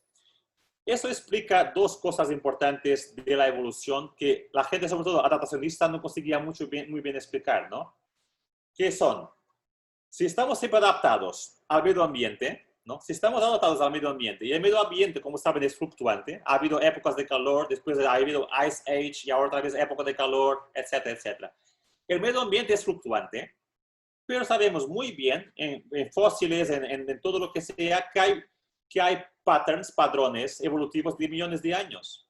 Por ejemplo, en este caso, había un patrón evolutivo en este grupo, como ven ahí en la figura, que cada vez la cabeza era mayor, con cuernos mayores, durante 40 millones de años. ¿Cómo explican eso si realmente el medio ambiente es el Padre Señor? El medio ambiente es fluctuante y de repente tienes un patrón evolutivo constante por 40 millones de años. 40 millones de años no hay nada constante en el medio ambiente. ¿Qué es lo constante aquí claramente? Lo constante no se sabe muy bien porque son fósiles, ¿no? Pero los especialistas piensan que lo que ha hecho este cambio constante es sexual selection. Y sexual selection, por más que Darwin se hubiera confundido con que sexual selection no es Ben selection, claro que no es Ben selection, porque sexual selection es organic selection. Es una selección hecha por los seres vivos. No es el medio ambiente que quiere los cuernos, no es el medio ambiente que quiere la cabeza grande. Se dice que este grupo ha sido extinto porque había un compromiso irrealizable entre lo que querían las hembras, que son machos con cabeza cada vez mayor, con cuernos cada vez mayores, ¿no? Como hay muchos seres vivos con dismorfía por la selección de cuernos, etcétera, de los machos, pero al momento que dicen los especialistas que eran tan grandes la cabeza y el cuerno que han contribuido, tal vez no únicamente, pero han contribuido a la extinción de ser vivo. Porque la selección natural iba casi contra la selección orgánica, ¿no? de las hembras. Y ahí ves que hay dos tipos de selecciones que pueden ser o comunes, como voy a explicar algunos ejemplos, o diferentes, y ahí puede explicar extinciones también. Porque otra pregunta es, si los seres vivos son tan rápidamente adaptables al medio ambiente, ¿por qué hay tanta extinción? Podrían adaptarse súper rápido a los cambios evolutivos, pero como vean, no es tan rápido que el humano se adapte a los cambios evolutivos, a los cambios del calor, etcétera, ¿no? ¿Por qué? Porque tenemos constreñimientos. Nosotros no podemos cambiar de repente y tener un cuerpo que se adapte a los 50 grados afuera si está a 50 grados por calor. No, no es tan fácil. Hay constreñimientos, ¿no? Entonces, también eso tiene que ver el comportamiento y el constreñimiento, ¿no? Otro ejemplo es, ¿por qué hay tantos mismatches? ¿Por qué hay tantas, al contrario de lo que mucha gente dice, en que la anatomía y la función están, y el comportamiento tienen una trinidad perfecta, no es para nada el caso. Yo he hecho un artículo que publiqué, ¿no? Que se llama Mismatches precisamente, en que muestro 100 artículos que escogí randomly, que escogí 100 artículos al acaso de gente que estaba queriendo probar. A ver, voy a repetir, gente que quería probar que había una correlación entre anatomía y comportamiento y función. Han hecho estudios, entre ellos mis colegas, mis buenos colegas, Abdala, que es mi colega preferida, que publicó más. Pero ella hace estudios, ella es adaptacionista y quiere mostrar, ¿no? Que hay una correlación. Y hay artículos hechos por esa gente que usa esos artículos y que casi nunca los resultados muestran eso. Los resultados de 99 de los 100 artículos de gente que quiere probar que hay una correlación en anatomía y función, etc. La causa número 1 que explicaba la anatomía era la filogenia, no era el medio ambiente. Voy a repetir, la causa número 1 para explicar en 99 de los 100 artículos hechos por gente que quería probar que la relación número 1 es en anatomía y medio ambiente, sus propios artículos mostraban que no, es entre anatomía y filogenia. Lo que dice Stephen Jay Gould es entre los conocimientos. Un ejemplo muy simple es, si somos tetrapodos, tenemos 4 patas. Tú puedes vivir en la agua como una rana, puedes vivir en el aire como un murciélago, puedes vivir donde sea, pero tienes 4 patas. O menos, pero no tienes más de 4 patas. El medio ambiente ahí es secundario. Sí que el medio ambiente puede ser importante para cosas mucho menores de la color de la piel y tal, pero un tetrapodo tiene 4 patas. Quizá era mejor volar con 8 patas como un murciélago. Quizá era mejor ser un elefante con 8 patas para ser más fuerte. Pero no hay manera. Tetrapodo tiene 4 patas, vive en el agua, vive en los árboles, vive en el aire, da igual el medio ambiente, porque un tetrapodo es un tetrapodo. ¿Sabes? Hay constreñimientos, ¿no? Y eso es la parte que es muy importante de demostrar eso. Otro es el mismatch, no solo de anatomía y medio ambiente, pero el mismatch de anatomía, medio ambiente y comportamiento. El comportamiento, como he dicho, no tiene que ser bueno o malo. No se puede decir que quien habla chino o quien habla castellano o quien es musulmán o quien es católico o quien es mormón, que esté bien o no, que es optimal. No, es lo que es porque es así que la transmisión social. Puede haber casos en que sea no optimal de nada. Por ejemplo, un ejemplo típico es los curas que no pueden tener hijos. Claramente no es optimal para ellos, ¿no? No van a procrear. Pero tenés comportamientos así también en la naturaleza. El panda tiene ese drive comportamental, ¿no? Para comer bambú. Tal vez sea comportamental, tal vez sea porque el comportamiento le llevó a tener una anatomía también especial para comer bambú, como saben, ¿no? El polegar del panda. Pero por alguna razón el panda casi no es capaz de no comer bambú. Come otras cosas pequeñas, pero casi siempre come bambú. Si no hay más bambú en China, si las árboles de China se acaban y no hay bambú, el panda va a extinguirse. El panda ya no consigue anatómicamente y comportamentalmente adaptarse a su medio ambiente. Ya tiene esa cosa comportamental panda bambú, porque es lo que ve su madre hacer, es lo que ve su abuela hacer y viceversa, es siempre así. Hay muchos libros que hablan de eso del ser humano, que el ser humano ya también está en un patrón comportamental claramente suicida y de extinción. Y si lo piensan lógicamente, nosotros sabemos que el planeta es finito, pero no conseguimos dejar de innovar. Yo hago eso, nosotros hacen eso, somos todos culpables. No conseguimos dejar de innovar. Pero innovar, como la palabra quiere decir, es algo de nuevo, cosas nuevas, consumir cosas nuevas, innovar, algo nuevo, algo nuevo. Pero el planeta no puede, el planeta es finito. Nosotros sabemos lógicamente, como el planeta sabe lógicamente, no hay más árboles, no debería comer bambú. No hay más planeta, no debería hacer todo eso. Pero no conseguimos parar, porque somos innovadores, somos así. Y mismo que sabemos que estamos en la extinción, hay gente que compara eso al comportamiento ilógico o no de ser y de panda, porque es lo que vemos nuestros padres hacer, innovar, innovar, innovar, consumir, innovar, innovar, consumir. Entonces, es un poco el mismo ejemplo, ¿no? Ahora, ¿qué quiero decir con eso todo? ¿Cuál es la teoría un poco que defiendo en mi libro, ¿no? Como metáfora. La metáfora es, el cambio evolutivo empieza casi siempre de comportamiento. Y después el comportamiento puede ser fijo por transmisión de comportamiento y ahí viene el acceso natural. ¿Qué quiero decir con eso? Con la metáfora del camino. Y yo puedo ir a Chicago o yo puedo ir a Miami. Soy yo que decido dónde voy. Yo, animal, comportamiento, yo escojo dónde voy. Pero desde el momento que decido si voy a Miami, después hay una carretera de acceso natural con los muros, con los túneles que me lleva cada vez más para ir a Miami, cada vez más restringido para ir bien a Miami, para no ir ahí a los solucos, para ir. La selección natural es secundaria. Los animales casi siempre deciden la vía que van a ir. Las térmitas, el nido, los humanos bípedes. Y ahí sí, los humanos decidimos ser bípedes y ahí los cambios evolutivos que nos hacen mejores bípedes son seleccionados. Y cada vez somos mejores bípedes. Pero nunca seremos ideales bípedes. Somos mejores bípedes porque cada cambio que sea, como el pie que ahora ya no tenía el dedo así como la mano, pero ya tenía el dedo así. Mejor bípede. Bueno, perfecto. Desde la evolución que yo seleccioné, yo humano de ser bípede, ese cambio es perfecto y es seleccionado por la naturaleza. No por nosotros, pero por la naturaleza. Como nosotros tenemos el decision de ser bípedes, los cambios bípedes son después secundariamente seleccionados y cada vez somos mejores bípedes dentro del nicho que nosotros construimos, como las térmitas. Dentro del nicho que han construido ellas, después las térmitas que son mejores para construir el nido, para hacer los túneles, etcétera, sobreviven mejor. Dentro del nicho que ellas han construido, ¿no? Y ahora voy a dar algunos ejemplos para que vean ejemplos pragmáticos de cómo es así. No es solo también bla, bla, bla, ¿no? Esto es un ejemplo de Patagonia, la verdad, de Patagonia, que estamos hablando para de Australia, de Chile. Cuando he ido a Patagonia, he visto un caso curioso que se hablaba mucho en Patagonia, que es los castores, los beavers. ¿Qué pasa con los beavers? Bueno, los beavers en Patagonia, como saben, hacen sus nidos, ¿no? Los nidos típicos de los beavers. Pero ese no tiene lógica ninguna adaptacionista. ¿Por qué? Porque los nidos de los beavers, ¿saben por qué hacen los nidos los beavers? Por transmisión social, porque a veces los padres hacen lo mismo y los abuelos hacen lo mismo. Pero ¿por qué hacen los nidos? Los beavers no son naturalmente de Patagonia, han sido introducidos artificialmente en Patagonia. Los beavers, los castores, son naturalmente de la región del norte, donde hay lobos, etcétera, etcétera. Hay predadores naturales que pueden matarles Y ellos hacen estos nidos de manera para también protegerse de los predadores naturales. En Patagonia no hay predadores naturales, no hay nadie que va a matar a estos castores, pero ellos continúan haciendo los nidos que hacen, los bagajes, ¿no? Que hacen. Ahí muestra el problema del adaptacionismo.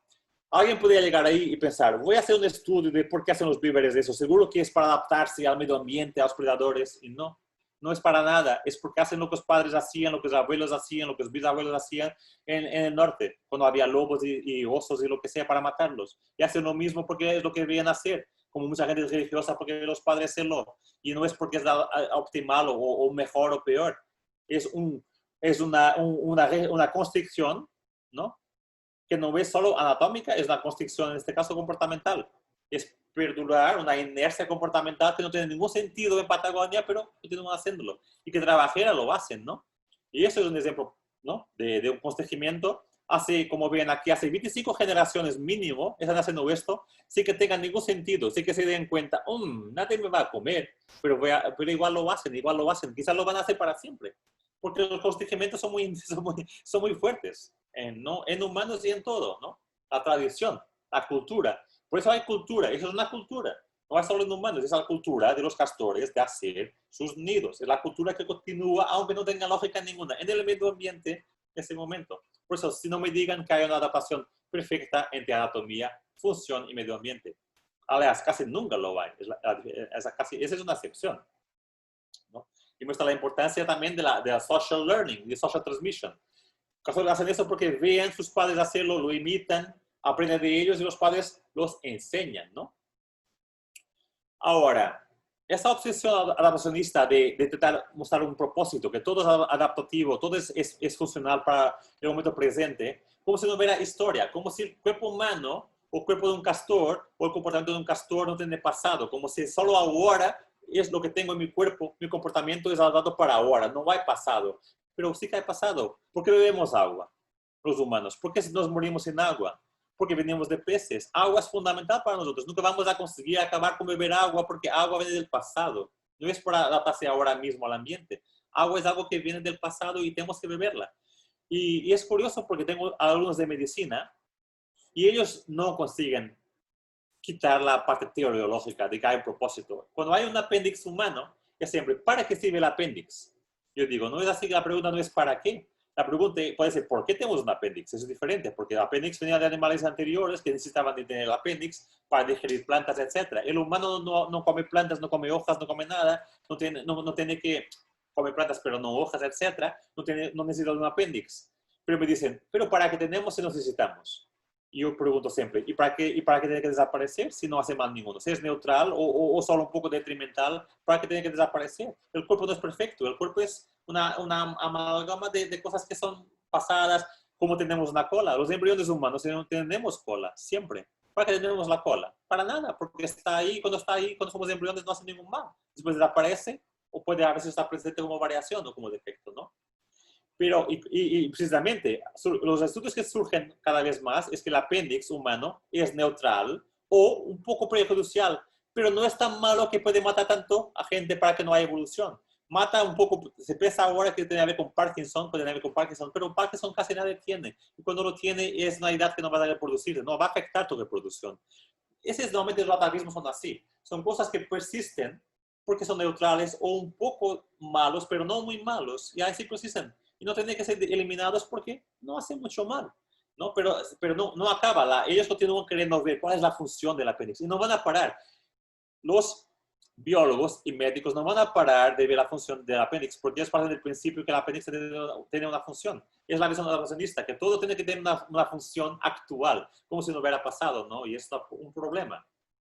Y ese es el paper que he hecho para mostrar los mismatches, ¿no? De cómo artículos hechos por gente que quiere probar que hay un match entre función, entre anatomía y medio ambiente, como ellos muestran al contrario en sus artículos, que la número 1 causa de anatomía, para predecir anatomía, es la filogenia, ¿no?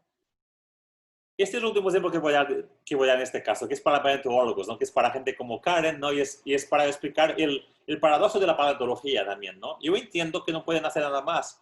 Tienes un hueso, tienes que basearte en el hueso. Yo no critico eso, pero el principio que piensa, bueno, tiene este hueso, parece que es como una ala, entonces debe ser para volar. Ese principio es muy peligroso porque estamos asumiendo que hay una correlación entre forma y función. Y no siempre la hay, ¿no? Y ese es un ejemplo que por acaso es curioso que venía de mi doctorado, porque estudié peces gato en mi doctorado, primer doctorado, pero que ahora volví a él y Stephen Jay Gould habló de él, precisamente para mostrar que no hay relación siempre entre anatomía y función, ¿no? Porque esos son unos peces gato raros, una especie que tiene algunos de ellos, no todos, que nada al contrario, con la cabeza, bueno, con así, ¿no? Pero yo los diseccioné en mi doctorado y la anatomía de ellos es completamente normal. Ellos no tienen ningún cambio anatómico aún. La única cosa pequeña que empieza a cambiar es el color de piel, porque claro, un pájaro es comido, un pescado es comido por pájaros, ¿no? Pero si estás dado al contrario y tienes un belly blanco, ¿no? Un abdomen blanco, los pájaros pueden verlo y comerlo, además sin espinas, perfecto. Poco a poco empieza a cambiar un poco el color, pero la anatomía de los músculos, nervios, etcétera, es igual. O sea, no hay una correlación entre nadar así o nadar al revés y la anatomía para nada aún. Pero probablemente en millones de años va a haber. Probablemente van a cambiar tal vez la columna para ser mejor para nadar así. Pero hasta ahora es good enough. Ahí está. Ellos no tienen que ser optimales. Ellos son buenos, suficientemente buenos para nadar al contrario. La anatomía es plástica. Ellos pueden nadar normalmente o pueden nadar al contrario. Como un humano puede nadar así o puede nadar así. La anatomía es plástica. La anatomía no puede ser uniforme para una función porque la anatomía es plástica. Y el comportamiento, entonces, también tiene una margen a decir, mira, yo tengo una anatomía que me permite nadar al contrario. Yo puedo tener ese comportamiento, puede ser activo, porque yo puedo hacerlo con mi anatomía. Y ellos, no sé por qué, lo hacen cuando despiertan por la mañana, pero decidirán nadar al contrario. Y cuando digo decidir, no digo que es consciente, humano, planificado, pero claramente ellos pueden escoger, ¿no? Entre nadar al contrario o no, y algunos de ellos lo hacen y continúan haciendo, tal vez una cultura, y hasta ahora no cambió la anatomía. Ahora, ¿cuál es la pregunta para los paleontólogos?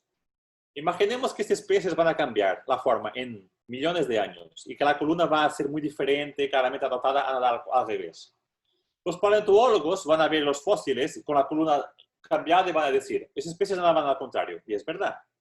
El problema es cuando los paleontólogos van a ver los fósiles de este pez que está en la figura y los huesos son normales. Y los paleontólogos van a decir, oh, aquí esas especies nadaban aún normalmente. Después de la evolución, a final de millones de años, ya no nadaban normalmente porque la columna está cambiada. Pero no es verdad, este pez está nadando al revés y los huesos son normales. Un paleontólogo en millones de años descubre esos huesos, va a decir, nadaba al revés, normalmente, pero es mentira, nadaba al revés, porque el comportamiento de él cambia primero. Lo que cambió aquí es el comportamiento, aún no cambió la anatomía. El comportamiento casi siempre cambia antes. En la microevolución, el comportamiento casi siempre cambia antes y tiene que serlo. Es que no hay otra manera. Si pensamos bien, no hay otra manera. ¿Cómo es que puede ser? El neodarwinismo se basa así, en que tú tienes una mutación genética y de repente tienes un cambio y por acaso ese cambio corresponde a algo, como si este pez tiene un gen que muta, la anatomía muta y de repente el pez dice, wow, ahora puedo nadar al contrario. Es que no tiene lógica ninguna, no tiene lógica, no tiene cabimiento ninguno, filosófico o lógico. No puede ser así. Es al contrario, el pez nada al contrario. Y ahora hace eso por alguna locura, por lo que sea, una cultura de pez nada al contrario. 60% de ellos nadan al contrario. Y ahora sí, que si hay una mutación genética que hace que la columna cambie para nadar mejor al contrario, va a ser seleccionada. La selección natural genética es secundaria. Al inicio tienes que tener un cambio comportamental. No hay otra manera, es que no hay otra manera, pero es que la gente insiste en eso. Pero es súper obvio que no puede ser. Tú no puedes hacer una mutación casual y decir, ups, ahora puedo ser bípede. No es así. Y voy a hablar de los humanos, por acaso, como último ejemplo, ¿no? Del bipedalismo humano. Y ahora la pregunta que hago a la gente, sobre todo a neodarwinistas, es, ¿nosotros somos bípedes por genéticamente? ¿Saben que en la antropología decimos que somos obliged bipeds? Somos bípedes obligatorios. Más una vez, miren la implicación de Darwin aún en nuestra cabeza. Bípedes obligatorios, como somos, cuidadito, soy un pobrecito, tengo que caminar bípede, ¿no? Así tiene que ser. Son mis genes, es mi selección natural, es mi gravedad. Pero no es verdad. Los humanos no somos bípedes por genes. ¿Saben cómo sabemos que no son? Porque study, claro que no podemos poner un humano en una isla y ver si naturalmente anda bípede o no, pero infelizmente ha habido casos así, de niños ferales, que las madres o los padres los han dejado en la floresta porque no podían tenerlos, no podían pagarles, no, por lo que sea, y los niños nacieran con lobos o con monos, no muchos, pero hay 15, 20 niños bien estudiados, muy bien estudiados, que se sabe muy bien lo que eran hasta que el humano los descubrió después. Eran bípedes, os pregunto yo. Los niños eran bípedes. Es la adaptación al bipedalismo, la genética, somos pobrecitos obligados. Ninguno de ellos era bípede. Ninguno de los niños ferales era bípede. ¿Por qué? Porque nunca han visto a nadie ser bípede. Ellos estaban con monos y con lobos. Ellos solo veían monos y lobos. La transmisión social eran monos y lobos. Ellos nunca eran bípedes porque no hay un gen para bipedalismo. Los humanos no son bípedes por genes, como se ve aquí. Los humanos son bípedes por transmisión social. Porque, como sabe la gente que tiene hijos, porque es muy difícil enseñar a un niño a ser bípede. No es natural para nada, para nada. Yo tengo un hijo y sé que no es nada fácil ser bípede. Hay 3 cosas. Yo le enseñé, él me imita y él aprende conmigo. Y demora mucho, mucho tiempo y mucha insistencia a ser bípede. Que los lobos no han desistido y él no ha podido imitarlos. Y entonces ellos no son bípedes, los niños ferales. No es genético, no es... Esa historia toda que tenemos en el darwinismo es completamente equivocada y falsa. No somos obliged bipeds. Somos bipeds porque vemos nuestras familias hacer lo mismo millones y millones de años. Nosotros decidimos ser bípedes y educamos a nuestros hijos para ser bípedes y so on and so on. Durante 3 millones de años estamos con ese pattern de comportamiento que se perdura. Y ahí ya pueden entender ahora por qué la selección natural nos hace cada vez mejores bípedes. Dentro de ese nicho que escogemos y que hacemos activamente para ser bípedes, los cambios evolutivos, mutaciones que surgen, que por acaso son mejores para ser bípedes, son seleccionadas. Ahí ven la diferencia entre tener una mutación por acaso y, ups, puede ser bípede. No tiene ningún sentido. O pensar, no, nosotros escogemos ser bípedes y ahora tiene lógica. Las mutaciones son casuales, sí, pero nosotros escogemos el nicho y dentro de ese nicho las que son escogidas son las que son los mejores bípedes, las que hacen mejores en nuestro nicho que nosotros decidimos. O sea, ese es un ejemplo concreto. Y eso no es solo con el bipedalismo. Todos los ejemplos que quieren, si quieren preguntarme alguno que sea, yo les digo que primero cambió el comportamiento. Tenemos también de la leche. ¿Saben que podemos beber leche mucha gente en este mundo? Porque tenemos un gen que cambió para lactosa, ¿no? ¿Qué creen que es? O sea, neodarwinismo. Vamos a ver el neodarwinismo. Estoy aquí así, no tengo vaca, no tengo oveja, no tengo nada. Tengo una mutación. ¡Wow! Puedo beber lactosa. Voy a domesticar una vaca y voy a beber leche. Es que es completamente irracional. O sea, hay que ser muy tonto para pensar que puede ser así. No, lo que cambia primero es el comportamiento. Y se sabe por qué, porque tenemos relojes moleculares. Se sabe que el cambio de lactosa del gene es mucho más reciente que el cambio del humano ser domesticar animales. Primero domesticamos animales. Después tenemos animales que pueden producir leche con nosotros. Intentamos beber leche, pero wow, no conseguimos, vomitamos, etc. Pero alguna gente con suerte tiene una mutación y ahí eureka, tengo una mutación que me permite hacer algo que yo estaba en mi comportamiento y que ahora puedo hacerlo. No puede ser al contrario, no es, tengo un gen para lactosa, voy a domesticar animales con leche, es que no tiene lógica ninguna. Pero bueno, ese es otro ejemplo concreto, porque hay relojes moleculares que muestran que el cambio del gen es posterior a la domesticación y tener animales con leche. Y hay mucho más de siempre así. Y para acabar, el ejemplo que también tengo cuando he ido a Argentina, porque cuando mis viajes yo doy charlas, ¿no? En todo el mundo, es lo que hago, a 120 países a dar charlas, ¿no? Y cuando doy charlas también intento máximo ver la naturaleza, ver el mundo, ¿no? Y he ido a Argentina, a un parque que quieren, ¿no? De Iguazú, que quieren poner animales que han sido heridos salvajes o sus hijos en la naturaleza. Lo divertido es que me han dicho que, como era en 10 años, en 15 años, nunca ha tenido 0 suceso hasta ahora. ¿Por qué? Porque han dicho que se han olvidado de una cosa interesante. Que ellos, los animales, los hijos de los animales, que estaban en ese zoológico, que querían libertar la naturaleza, aprendían con los humanos. Por ejemplo, a los pájaros daban gusanos para comer o daban otras cosas para comer, ¿no? Y los pájaros entonces comían otras cosas y los gusanos jugaban con ellos.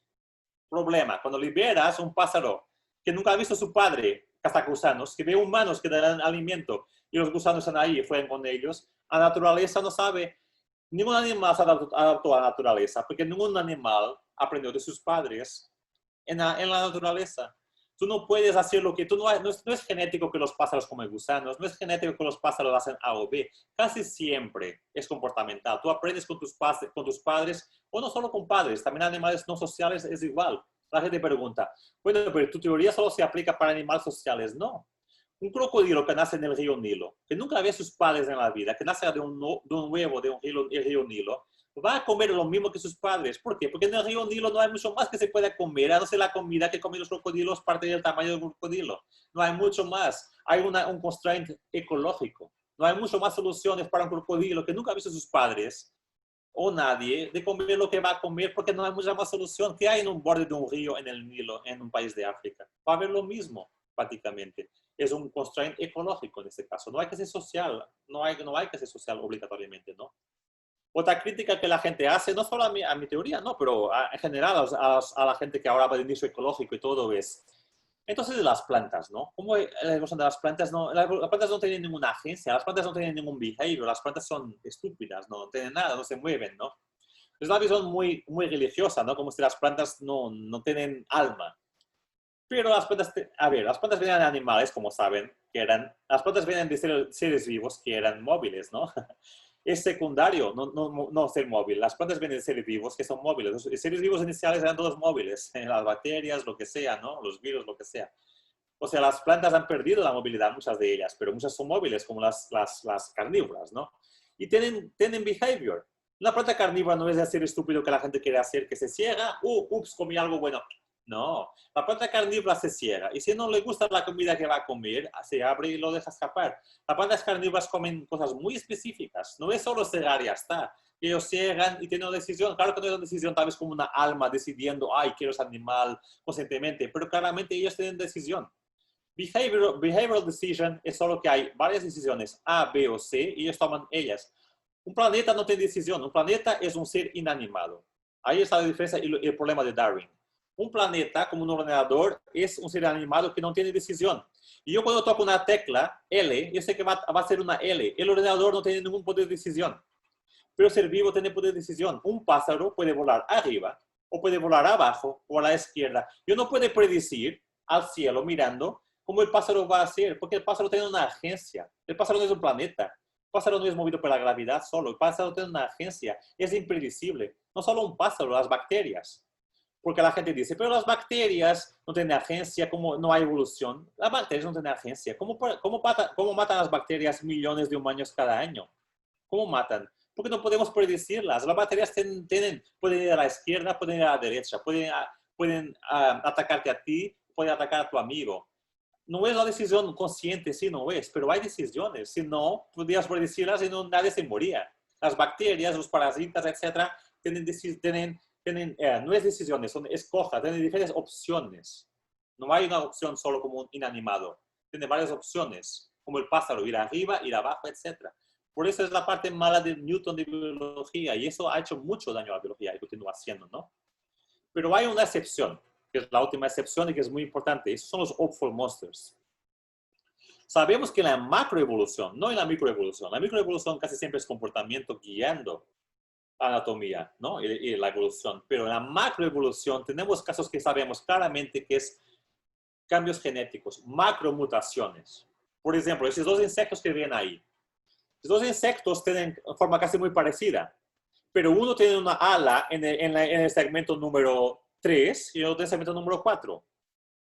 Pero claramente ha habido un gen homeótico que ha hecho una mutación, una macromutación homeótica que ha hecho un hopeful monster, que sobrevivió, ese insecto, pero ahí aún así no es adaptacionista, aún así es muy good enough, suficientemente bueno. ¿Por qué? Porque ese insecto solo sobrevivió con la ala en el cuarto segmento y no el tercero, porque es prácticamente lo mismo funcionalmente tener la ala en el cuarto segmento o en el tercer segmento. Es good enough. Esa evolución ha sido casi neutral. Sí ha sido un gen homeótico, un gran cambio evolutivo, pero que ha sido good enough para sobrevivir, si no había sobrevivido. Pero anatómicamente, funcionalmente, es casi igual. Entonces sobrevivió. Como el camaleón al inicio sobrevivió con los cambios súper malos en la mano, pero sobrevivió. Es good enough para sobrevivir. Y después ya usó eso para su provecho. Después, pero al inicio vas a ser good enough. No hay monstruo promisor, no hay gen homeótico que hace cambios homeóticos gigantes, y se sabe que existe, porque mira esta figura. Esta figura, casi todos esos cambios son homeóticos. Son cambios homeóticos que han sido good enough para sobrevivir. No son, ahí no ves el comportamiento que está guiando, no ves el comportamiento que ha hecho el segmento 4 con una ala. Es un cambio homeótico, pero es good enough para sobrevivir, y después ya puede el comportamiento adaptarse. Ahí sí, en la macroevolución casi siempre, yo admito que es cambios macromutaciones. O sea, que Darwin estaba, no Darwin, pero Darwin estaba mal de dos maneras. Es que la microevolución no es adaptacionista, y aún más que la macroevolución casi nunca es gradual. Es que es increíble de pensarlo, ¿no? La verdad. Que es una mezcla muy rara. La microevolución, claro que puede llevar a macroevolución. Las tortugas es un ejemplo. Las tortugas no es un monstruo promisor. El libro, la verdad, explica eso. Las tortugas sí que son graduales, el cambio. Es un cambio gradual. Sí que son ophthalmosas, parece, pero es un cambio gradual con macromutación, sí, porque las ribs están para abajo y no para arriba, sí. Pero es un cambio gradual. No es tanto un promisor como el camaleón. El camaleón ha sido muy rápido, una mutación súper rápida, y después good enough, y después aprovechar, ¿no? Pero hay casos de microevolución que pueden hacer grandes cambios, pero casi siempre en insectos y tal se piensa que ha sido macroevolución con cambios homeóticos. Y eso, ahí está la lógica de monstruos, que sí que está cada vez más viva, ¿no? Tenemos a Waddington cada vez más vivo, tenemos Lamarck cada vez más vivo, tenemos Baldwin cada vez más vivo, y es increíble cómo está cambiando la biología, ¿no? Hace 20 años, estos tres aún eran los, ¿cómo se dice en la religión? Los diablos de la evolución, y ahora son los tres más cool casi, ¿no? No en la biología anatomía. Anatomía está siendo muy lenta para los cambios, pero en la biología de evolutivo, la biología de desarrollo y la biología evolutiva cambió muchísimo en 20 años. Stefan Jay Gould ha sido el primero, pero a partir de ahí tiene sido abismal el cambio, ¿no? Y el mensaje es ese, es good enough. Somos good enough para sobrevivir, ¿no? Y para acabar, la parte de Darwin, más una vez, no es solo que Darwin quisiera ser el Newton de la biología, es que Darwin, como todos nosotros, es influenciado por su época y por su país. Es increíble, hay muchos libros que hablan de eso, ¿no? ¿Por qué Darwin adoró a Malthus, y a Malthus con la cosa de struggle for life, de la competición? Que eso es lo que hace el adaptacionismo. Hay una lucha intensa por la vida, entonces solo los optimales sobreviven. No, el good enough es al contrario, que la vida, hay muchos recursos en el planeta que puede ser good enough, vas a sobrevivir igual. Tú puedes ser un lagarto con la mano rara, un dinosaurio con la mano rara, es good enough para sobrevivir. No es una lucha desenfreada que solo los optimales sobreviven. Pero Darwin ha sido influenciado por Malthus. ¿Por qué? Porque la revolución industrial en Londres había un montón de gente, millones de personas compitiendo por un empleo, y parecía realmente una lucha egoísta, desenfriada, como la metáfora de Darwin. Struggle for life, un struggle egoísta, sobrevive el que pueda, ¿no? Que no es tanto Darwin que ha dicho esa frase, pero es la idea que la gente aprovechó, inclusive los racistas como Hitler, etc. La lucha por la sobrevivencia, struggle for life. Yo o tú, solo uno sobrevive, blanco o negro, etc., ¿no? Ese es el libro que estoy escribiendo sobre sistemas, ¿no? Pero, ¿cómo influenció el vivir en Londres? Y no solo eso, en una isla como hay muchos animales que compiten entre sí. Yo cuando he ido a Rusia, a investigar en Rusia, he leído un libro que resume la mentalidad rusa, que es, hay dos razones para ser así, geográfica y política. Los rusos aceptaron la evolución, pero no con Malthus, no la struggle for life. ¿Por qué? Por dos razones. Una es la geográfica. Cuando vas a Rusia, ves la Siberia y caminas en un tren por 10 días y no ves un único animal. ¿Dónde está la competición desenfriada por la vida? No hay ningún animal ahí. Pero Darwin vivía en una isla con un montón de animales, entonces es muy diferente a la percepción geográfica de las cosas. Otro, política. Capitalismo es la lucha desenfriada, sábese que se pueda. El comunismo es la armonía de la naturaleza, todos juntos, etc. Y claro que no soy comunista, como no soy capitalista, como todo está mal para mí, esas cosas, ¿no? Pero la verdad que los rusos tenían mucho más razón, se sabe hoy. El altruismo, la cooperación, que los neodarwinistas han querido arruinar, hoy se sabe que es mucho más importante que se pensaba con el darwinismo. La cooperación es fundamental en la evolución. Y para acabar voy a dar este caso de primatas, que es un caso que conozco muy bien, ¿no? En África, de baboons, de bonobos, que estudio yo también ahora. Cuando se veía un caso así, de bonobo ayudando a otros bonobos, o darle comida, o ayudando a otros bonobos a pasar un río, Los bonobos, los simios, no saben nadar. Ellos están arriesgando su vida cuando ayudan a otros simios a pasar un río. Los adopcionistas, los neodarwinistas decían, oh, porque seguro que es la kin selection, seguro que su familia, su tribu, con los genes egoístas, y ahí, bueno, tiene lógica, estoy ayudando porque sé que mi hermano tiene muchos genes, etc. Pero más a veces es bullshit, es completamente mentira, porque se sabe hoy que es mentira, porque hay DNA. Con los genes se sabe, se estudia la caca, ¿no? De los bonobos, de los baboons y todo eso. Se sabe que están ayudando a bonobos que no conocen, que no son de la misma tribu, de la misma familia. Están ayudando a bonobos que no conocen de nada, que no tienen genes particularmente iguales a ellos, para nada. Es altruismo, es altruismo. También no es metafísico, no es decir, oh, wow, son tan buenos los bonobos. No. ¿Por qué los bonobos son altruistas? ¿Por qué los humanos son altruistas? Porque la selección no es solo individual, no es struggle for life individual, también es de grupo. Si tienes dos aldeas, tienes una aldea de gente que es completamente individualista y una aldea de gente que es altruista y que construyen armas juntos, porque no construyen armas solito, construyen armas juntos, ordenadores juntos, flechas juntos. ¿Quién va a ganar la lucha? La aldea de altruista, la aldea de cooperación. Y es la selección de grupo. La selección no es siempre individual y mucho menos egoísta. Pero esa ha sido la narrativa por decenas de años, pero ahora se sabe empíricamente que no es así. Los bonobos dan comida a otros bonobos que no conocen. Los bonobos dan comida a otras especies que no conocen, ¿no? Y cómo cambió la narrativa, ¿no? Y bueno, ese es el resumen un poco de toda la locura de mi teoría, pero el libro, pero bueno, en términos generales, ahí es un poco las ideas, y no son más veces no son mías, es una aglomeración de ideas de varios autores de mucho tiempo hasta ahora. Bueno, muchas gracias por todo. Y si quieren, vamos a hacer preguntas, ¿no? Que Karen va a decir cómo es. Podemos, yo tengo todo el tiempo del mundo, pero Karen va a decir cuánto tiempo tenemos, cuántas preguntas, etc. Bueno, primero, muchísimas gracias. Ha sido una excelente charla. He tenido un montón de comentarios aquí en el chat interno y todos muy contentos. De hecho, Wow, es súper tarde y me demorimos, ¿no? Me sí. demorimos, ¿no? Hay mucho que hablar, yo creo. Hay mucho que hablar. Un pequeño comentario es que me gusta sobre todo la idea de que la educación o la cultura puede impulsar el cambio de nicho. Nosotros aquí en Chile ahora tenemos movilizaciones y todo que necesitan de un cambio de nicho político general. Así que es altruista esa parte. Gracias. Bueno, tuvimos algunas preguntas. Voy a empezar por lo paleontológico, ya que estamos en el magíster en paleontología. Es una pregunta de Arcucci, de la doctora Arcucci. Y si tú piensas que las ideas de lo que no es adaptacionista ha sido bien recepcionada por la paleontología.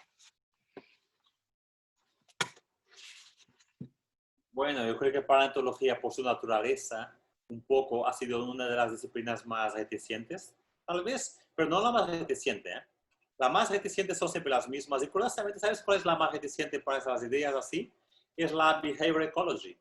Es curioso que los que debían decir que el comportamiento es importante son los más adaptacionistas que hay, ¿eh? Que son fanáticos. Hay dos ramos que hay, la medicina evolutiva y la psicología evolutiva. La psicología evolutiva es completamente adaptacionista, fanáticamente, y la behavioral ecology. La verdad que los paleontólogos, en teoría, sí un poco, pero si tú piensas, los paleontólogos, Gould era un paleontólogo. O sea, Gould ha ido contra las ideas evolucionistas. Es que los paleontólogos, porque los paleontólogos ven algo que casi nadie ve, que son esos tales patrones evolutivos muy longos, que no puedes explicar de una manera de ambiente, porque el ambiente es cíclico y entonces los paleontólogos como Stephen Jay Gould ven estasis de vez en cuando y de repente cambios, o entonces ven patrones muy parecidos en muchos millones de años que no pueden ser explicados por el ambiente tan cíclico, ¿no? Tal vez por eso los paleontólogos no son los peores, no son los más escépticos. No. No. Me alegra eso. No, pero está bien, sí.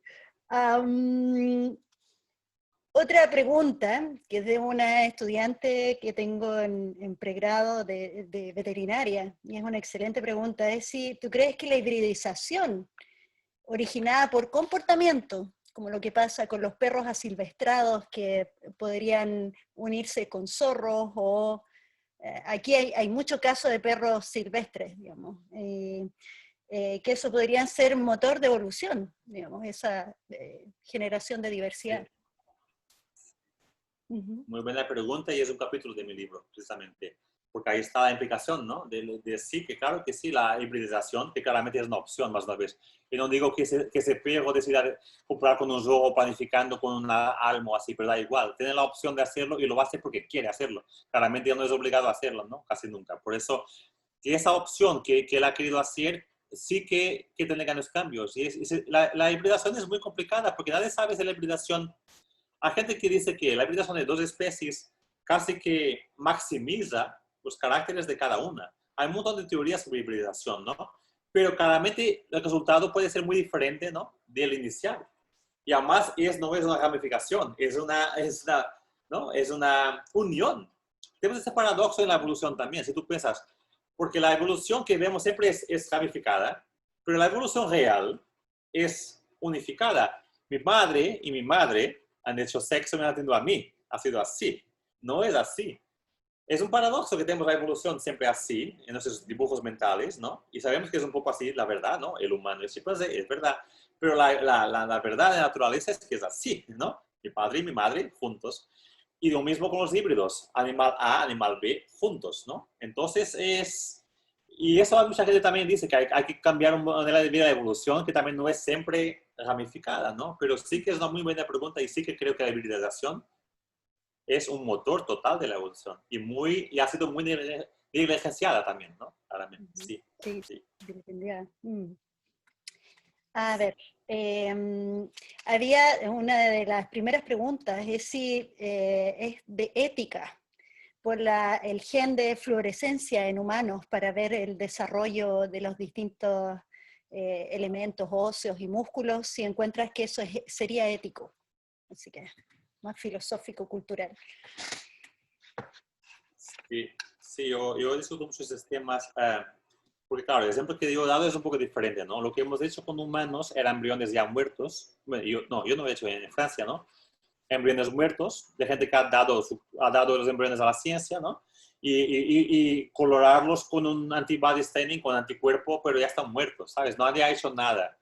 Ahí, claro, que no es no ético para nada, ¿no? No sé por qué ha sido esa reticencia en usar esas técnicas. Ahora, la fluorescencia ya es otra cosa, porque eso es transformar un ser humano, ¿no? No es que transforme para nada mal, pero es dar un gen de una anémona, de lo que sea, para que florezca nuestros músculos o así. O sea, ¿sabes que se hace eso con otros organismos? En Estados Unidos es muy típico el árbol de Navidad y muy ecológica, la verdad. En vez de matar árboles, lo que hacen es un árbol vivo, ¿no? Que por la noche eliminas la luz y es fluorescente verde, súper bonito. Pero con humanos sí que creo que era inético, porque además, ¿cuál era la justificación, sabes? Además, al contrario, en mi libro, el libro que estoy escribiendo ahora, cada vez yo creo más que mismo usar animales para medicina, para mí casi nunca se justifica mucho, porque la cosa es, ¿por qué podemos usar animales, ratones para medicina humana? O sea, ¿quién dice que nosotros somos superiores a los animales para usarlos para nuestro bien? ¿Sabes? O sea, entonces cada vez más, sí, yo tendo a decir que nada de eso sería ético, inclusive hacer eso con salamandras, si es ético o no, no sé, porque ¿para qué? Sí, aprendí algo con eso, pero ¿qué soy yo para decidir lo que aprendí yo es más fuerte que la vida de las salamandras? No que las maté, pero que sean transformadas genéticamente, ¿no? Por eso, no, yo ahí estoy cada vez más soy bastante escéptico con eso. Sí. Sí. Excelente. A ver, hay una pregunta, si la teoría topológica, ¿qué relación tendría con el desarrollo de los músculos? ¿De qué forma se relaciona con los músculos en los embriones y la fuerza mecánica que se ejerce, sobre todo en miembros, manos y piernas se mueven mientras está el embrión dentro del embrión? Hablabas tú del ejemplo que no se movía el músculo facial, pero en cambio los pies y las manos sí. Sí, muy buena pregunta. Aún se puede ver el PowerPoint, ¿no? ¿Aún se puede ver? Sí. Sí, se puede ver. ¿Aún se ve? Sí. Ok. Bueno, para decir, esa parte de las manos es muy interesante, porque, a ver, no son todos los músculos del cuerpo que se van con la topología. Hay un estudio que ha sido hecho en Nivo Divo, que por acaso es increíble, que confirmó nuestra hipótesis, que escriben aquí, ¿no? Yuvan et al. Y lo que ella mostró es que los músculos que van a la mano, sí que son controlados por los huesos. ¿Quién los guía? Son los huesos. ¿Y dónde están los huesos? Pero curiosamente, el músculo no es como pensamos. Cuando tenemos un músculo que va del brazo a la mano, no pensamos, es un músculo único, pero no es. La evolución siempre tiene mucho de modularidad, porque la modularidad te da hipótesis de cambio, mucho más también la idea de Stephen Jay Gould, ¿no? De cosas internas que te dan más cambio. La modularidad te da más hipótesis, porque no es todo nada, ¿no? Si tú tienes un fallo, la modularidad te da hipótesis de continuar viviendo, como Ophthalmos precisamente. Entonces, lo que ella ha visto es que el músculo, por ejemplo, de aquí tiene tres partes. Tiene tres partes diferentes embriológicamente, que después se asocian. Primero tiene una parte que son los tendones que van desde aquí hasta la mano, que son controlados por la posición de los huesos y que van a la posición de los huesos. Después tenemos un segundo tendón que está aquí en el wrist, como ven en la figura. Y una tercera parte, que es el músculo en sí, las fibras, que van desde aquí a tocar hasta el sitio de origen, ¿no? Y las tres partes después se van a unir las tres partes, pero al inicio ninguna de las tres saben qué son las otras tres, qué son las otras dos. ¿Qué quiere eso decir? Si un humano pierde el dedo número 1 y tiene el dedo número 2 solo, este músculo que se formó aquí se forma igual, ¿no? Esta parte número 1. El tendón aquí en el wrist se forma igual. Pero no hay después el tendón que se forma aquí, no sabe que no hay dedo 1 y va a dedo 2, ¿no? Ese tendón ahí se asocia después con ese tendón aquí, con el músculo. Tienes el músculo que normalmente movía, el músculo, las fibras que movían el dedo 1, que ahora mueven el dedo 2. El ser ciego para los cambios, la modularidad te permite eso, que aunque falle, que no hay dedo 1, no estás completamente disforme. Tienes un músculo que movía el dedo 1, aunque va al dedo número 2. Ahora, la parte interesante es que la parte de ese músculo aquí que va al brazo, lo que comanda ese músculo no es lo que comanda el tendón no es los huesos, es el músculo que comanda. O sea, hay diferentes comandos en diferentes partes del cuerpo para cosas diferentes. Y ahí está, por ejemplo, la parte de la fuerza. Si el embrión estuviera paralizado, ese músculo no conseguía atraer ese tendón, que después va a tendón y ya cambiaba. Y Vargas ha hecho un ejemplo muy bueno, ¿no? No sé si has leído el artículo de Vargas, que mostró que los pájaros que tienen, ¿no? El pie, que es así, no es el pie, ¿no? De los pájaros que tienen 4 dedos y un día el dedo así, para el otro lado. Ese dedo va al otro lado, si es paralizado, ese dedo no va para el otro lado. Ese dedo solo va para el otro lado porque los músculos están tirando. Si se paraliza ese pájaro, el dedo no va para el otro lado. Que los pájaros, para tener la anatomía que tienen las galinas de todo eso en los pies, es porque hay un músculo tirando de ellos. Pues hay esta correlación difícil entre cues, ¿no? Pruebas que vienen de la topología de los dedos para formar el attachment, ¿no? La ligación de los tendones a la mano y al pie. Pero después también la fuerza de los músculos. Y también aquí, en partes diferentes del cuerpo, que es el músculo que guía el tendón y no el hueso como en la mano. Hay una complicación de 1000 factores epigenéticos, todos ellos, ¿no? Mucho más genéticos que hacen esa. Y tiene lógica, porque la evolución no tiene interés en ser 1-1, tiene interés en ser modular, porque si el fallo nunca es global. Eso es muy importante de entender esa parte de la modularidad. Uh-huh. Bien, perfecto. Muchas gracias.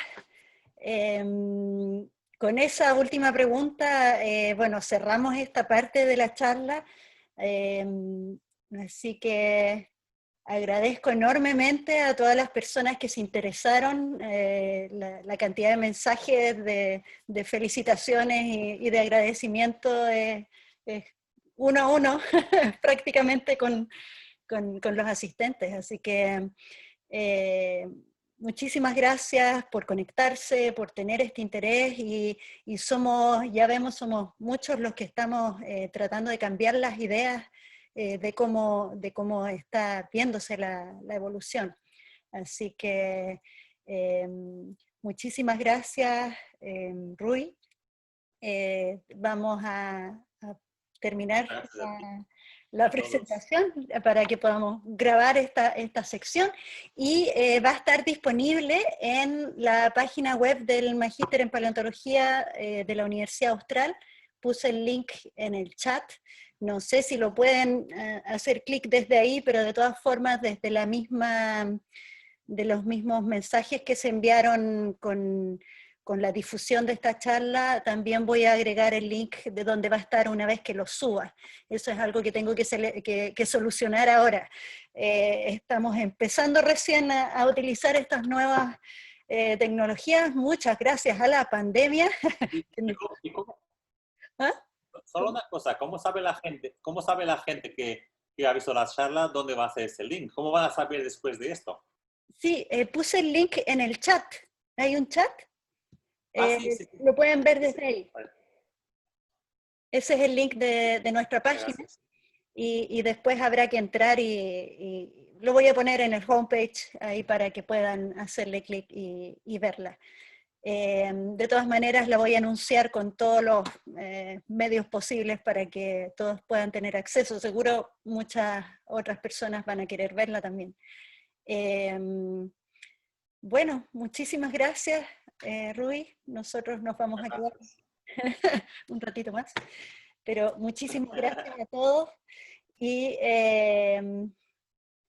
bien, agradecida de que esto todo haya salido tan bien y haya sido tan interesante. Así que excelente.